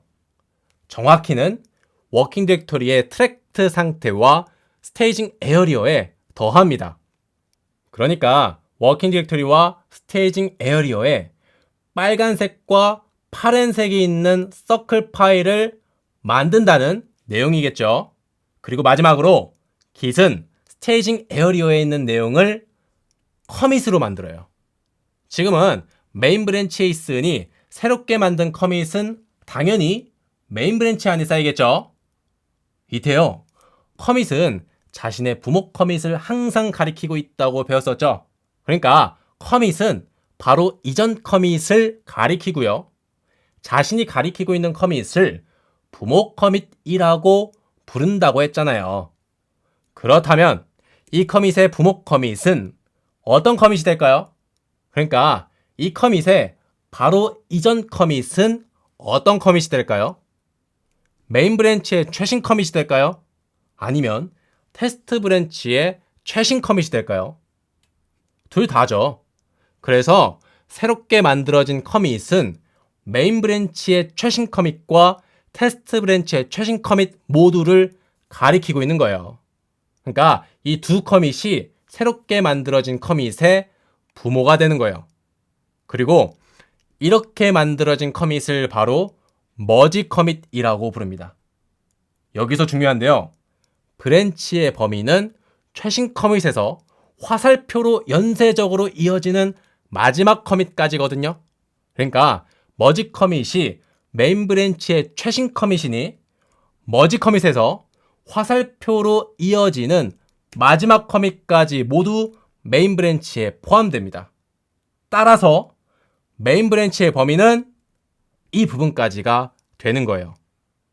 이로 인해 메인 브랜치가 테스트 브랜치를 쏙 포함하는 모양이 됩니다. 이게 바로 git merge 명령어를 실행한 최종 결과예요. 이러한 방식, 이러한 원리로 테스트 브랜치에서 작업한 내용을 메인 브랜치로 가져오는 겁니다. 알겠죠? 그러면 터미널로 와서 실습해 볼게요. 우리의 폴더는 왼쪽 그림처럼 메인 브랜치와 테스트 브랜치가 있어요. 그리고 베이스 이후로 테스트 브랜치에선 서클 파일을 생성하고 파란색을 추가해 줬네요. 그리고 메인 브랜치에선 렉탱글 파일에 초록색을 추가했습니다. 여기서 메인 브랜치가 테스트 브랜치를 머지하게 만들어 볼게요. 그러니까 테스트 브랜치에서 개발한 내용을 메인 브랜치로 가져오는 거예요. 우선 git 브랜치 명령어로 지금 우리가 어떤 브랜치에 있는지 확인해 볼게요. 여기 메인 브랜치에 작업하고 있다고 나옵니다.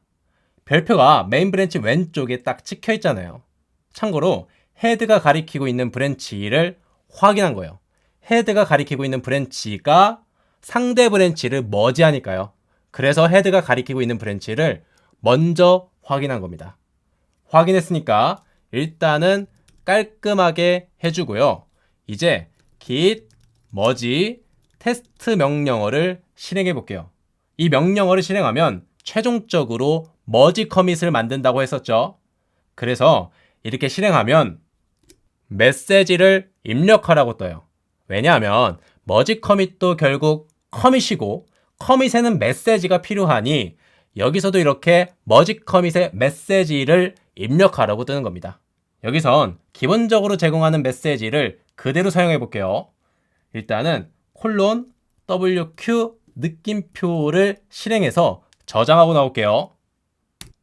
그러면 이렇게 머지가 잘 되었다는 텍스트가 뜹니다. 왼쪽 그림처럼 머지 커밋이 만들어지면서 메인 브랜치가 테스트 브랜치를 쏙 포함하는 모양이 된 거예요.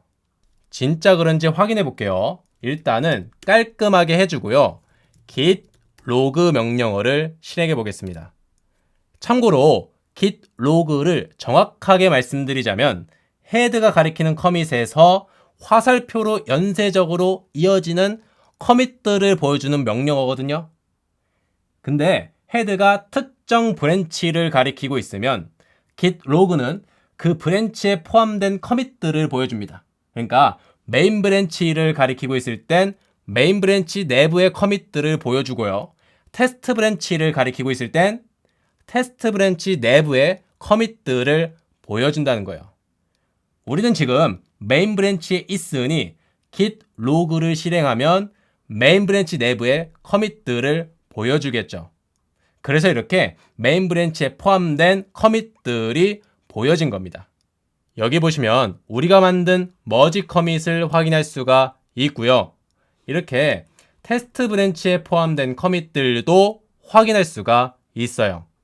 메인 브랜치가 테스트 브랜치를 포함했으니 당연한 결과겠죠. 그러면 다른 상황에서도 머지 해볼게요. 두 브랜치에서 동시에 하나의 파일을 수정한 경우입니다. 여기서 git merge 테스트 명령어를 실행해 볼게요. 이럴 땐 머지가 되지 않고 complete라는 오류가 뜹니다. 이건 대체 어떤 오류고 왜 뜨는 걸까요? 방금의 컴플리트 오류가 났던 상황을 단계별로 자세히 뜯어볼게요. 여기서 git merge 테스트 명령어를 실행하는 경우죠. 근데요, 잠깐 명령어를 실행하기 전으로 되돌려 볼게요. 메인 브랜치의 최신 커밋에 주목해 보세요. 메인 브랜치의 최신 커밋은 베이스에 초록색을 더한 결과죠. 베이스에 초록색을 더한 결과입니다. 그리고 초록색을 더한다는 건 베이스와 메인 브랜치의 최신 커밋 간의 diff를 더한다는 것과 똑같아요. 그러니까 git diff base 메인 브랜치의 최신 커밋을 실행한 결과로 나온 diff를 더한다는 거예요.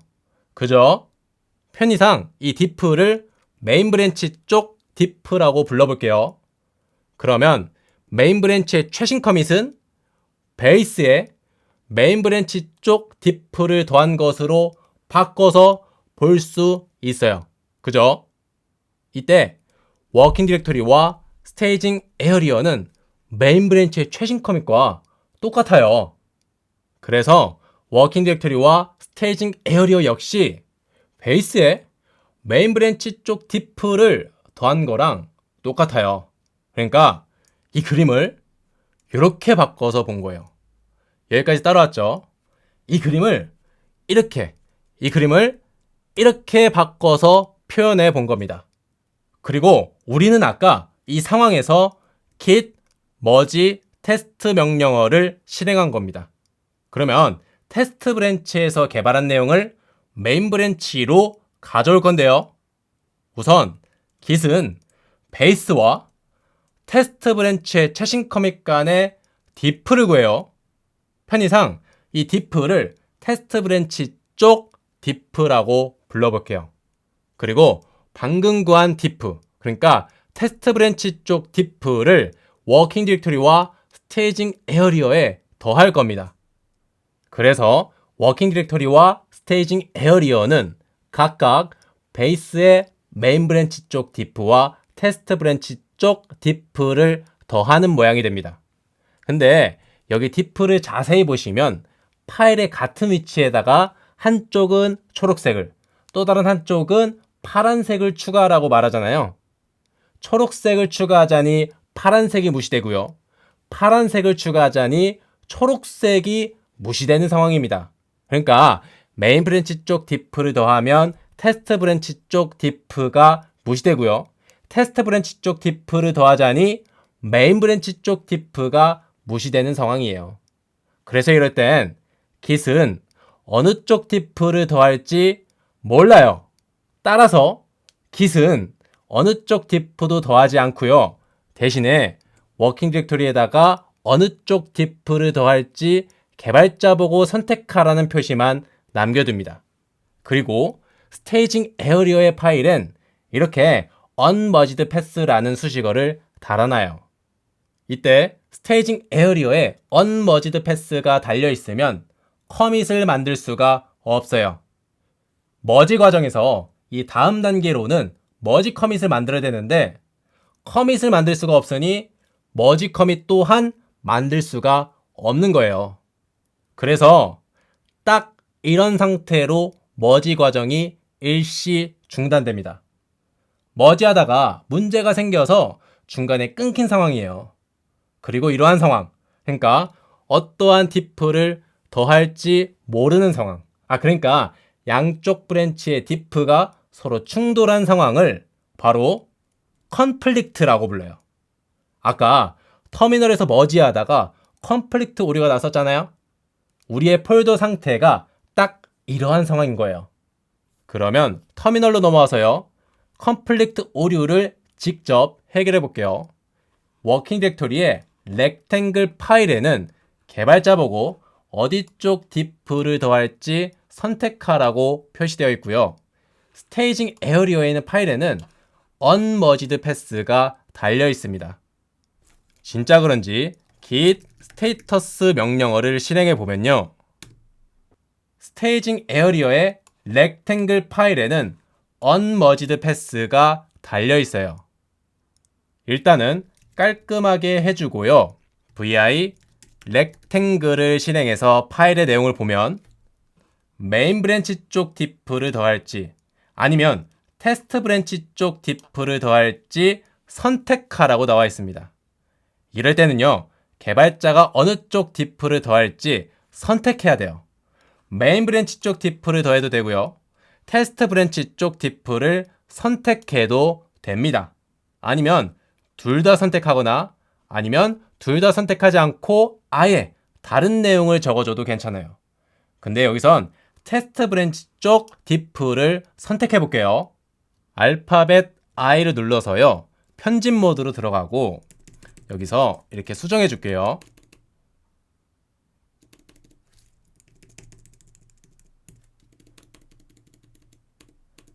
이렇게 수정을 완료했으니 ESC와 콜론 WQ 느낌표를 실행해서 저장하고 나올게요.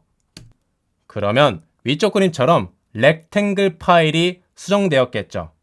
이때 git add rectangle 명령어를 실행해서 수정한 내용이 스테이징 에어리어를 덮어쓰게 만들어 봅시다. 그러면 이 과정에서 unmerged pass가 사라져 있을 거예요. 그래서 지금의 상황은 딱 위쪽 그림과 같아요. unmerged pass가 사라졌다는 건 어떤 의미죠? 이제 커밋을 만들 수가 있다는 내용입니다. 머지 커밋을 만들 수가 있는 거예요. 그러면 머지 커밋을 직접 만들어 볼게요.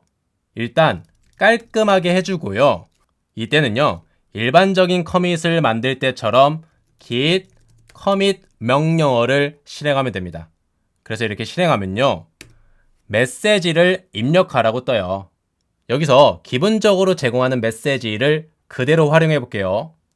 콜론 WQ 느낌표를 실행해서 저장하고 나오겠습니다.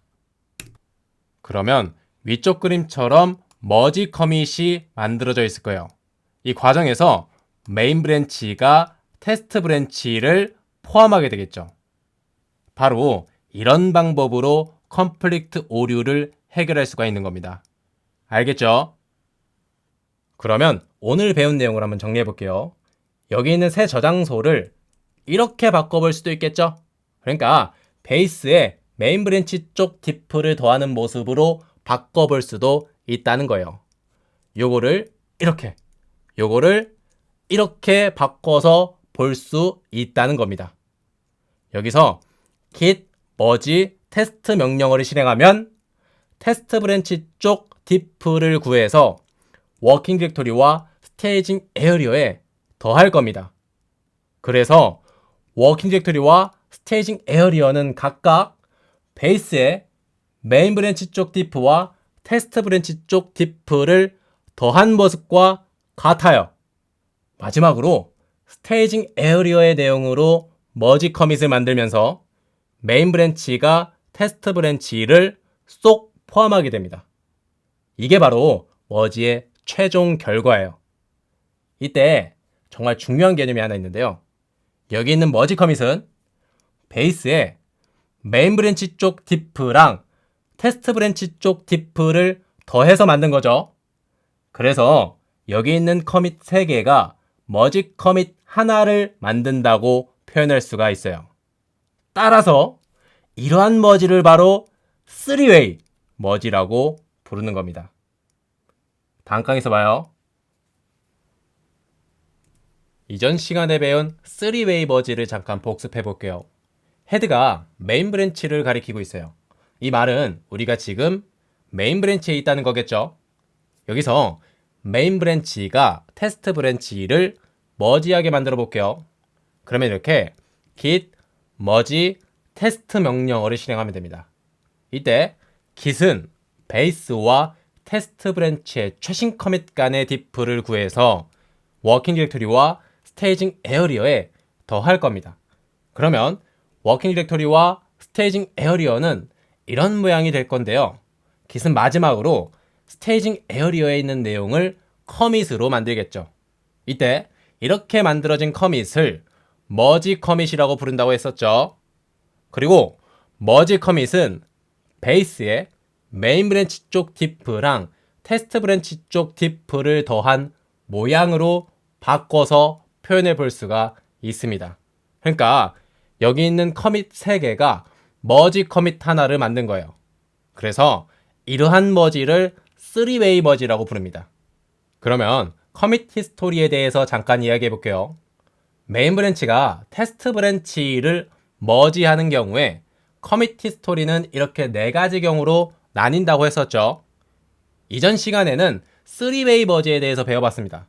그러니까 베이스 이후로 메인 브랜치와 테스트 브랜치 모두에 커밋이 있을 때 어떻게 머지하는지 배워본 거예요.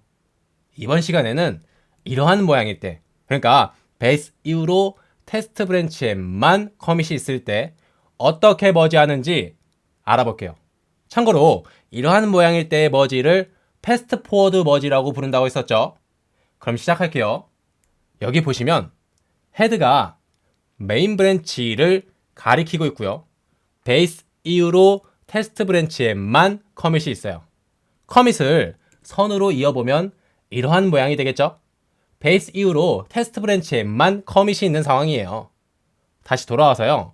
이제 메인 브랜치가 테스트 브랜치를 머지하게 만들어 볼게요.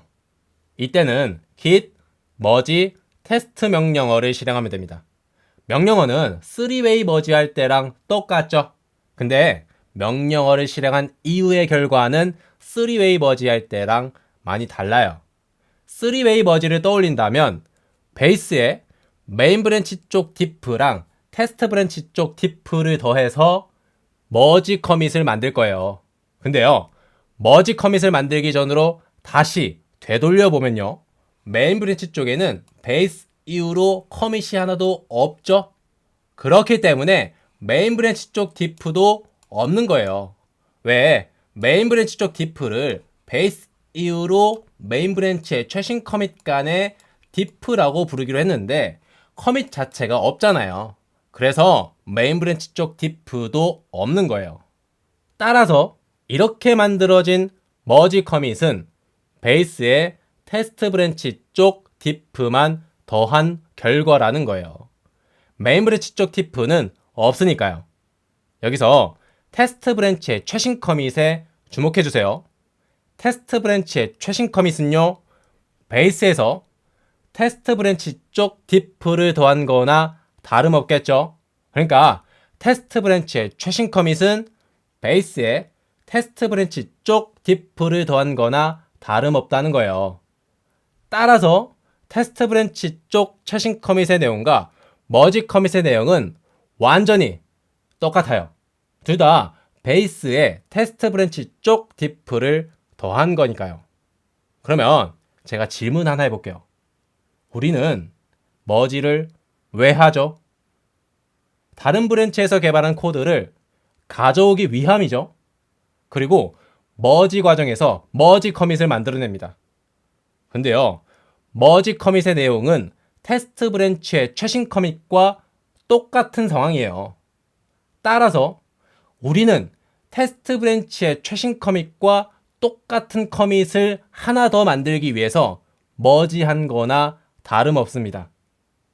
그렇다면 굳이 똑같은 커밋을 하나 더 만들 필요가 있을까요?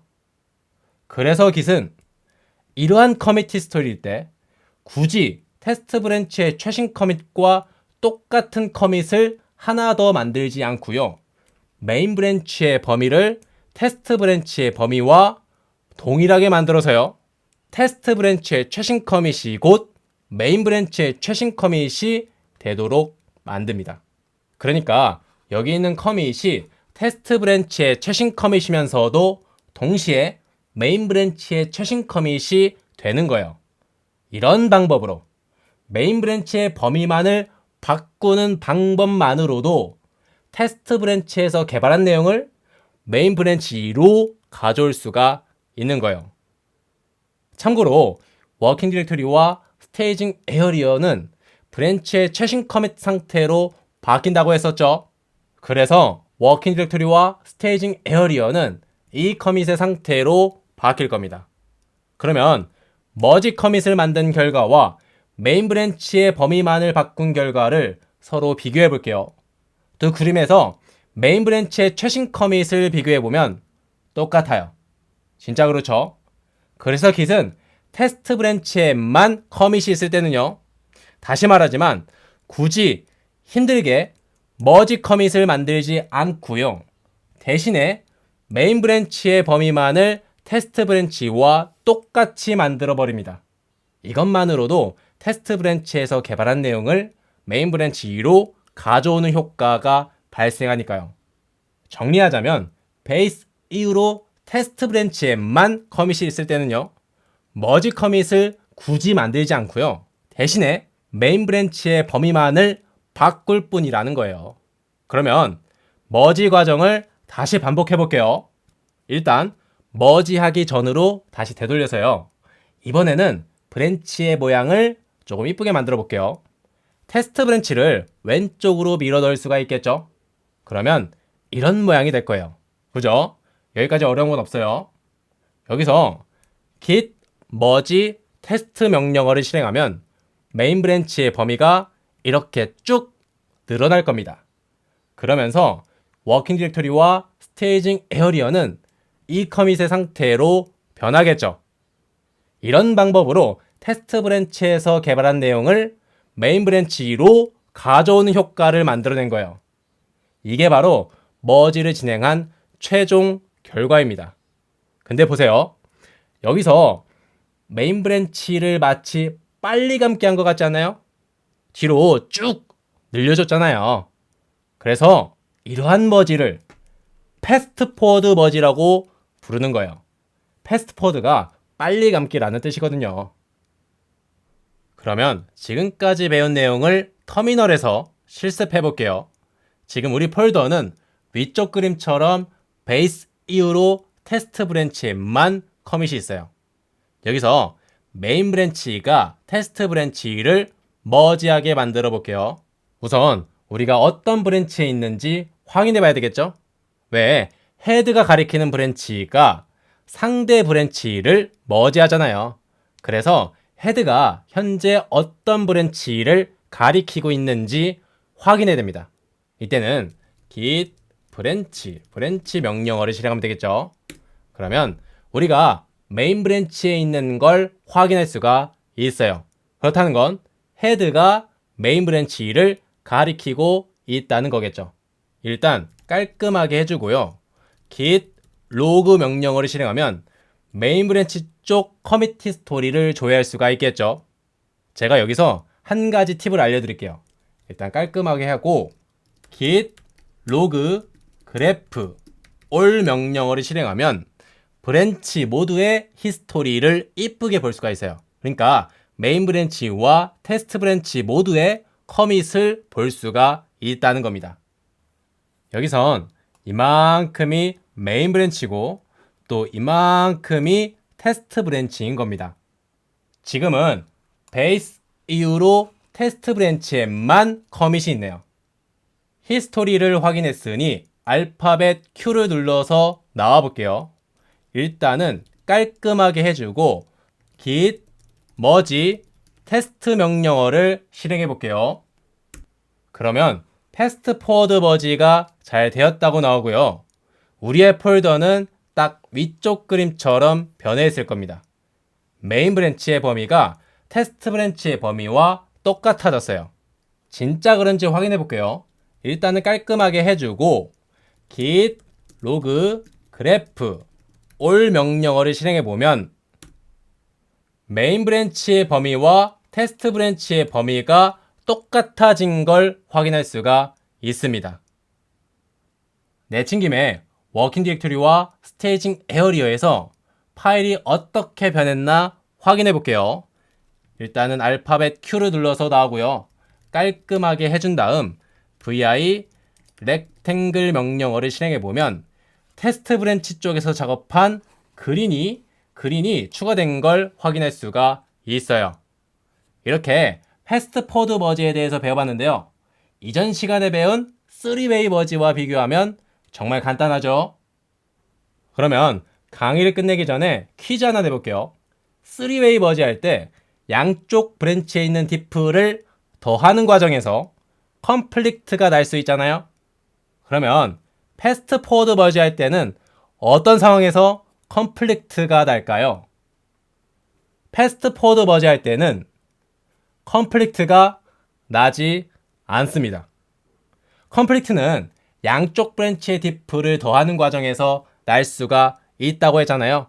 근데 패스트 포워드 머지는 양쪽 브랜치의 diff를 더하는 과정 자체가 없어요. 없습니다. 단지 브랜치의 범위만을 이렇게 늘릴 뿐이에요.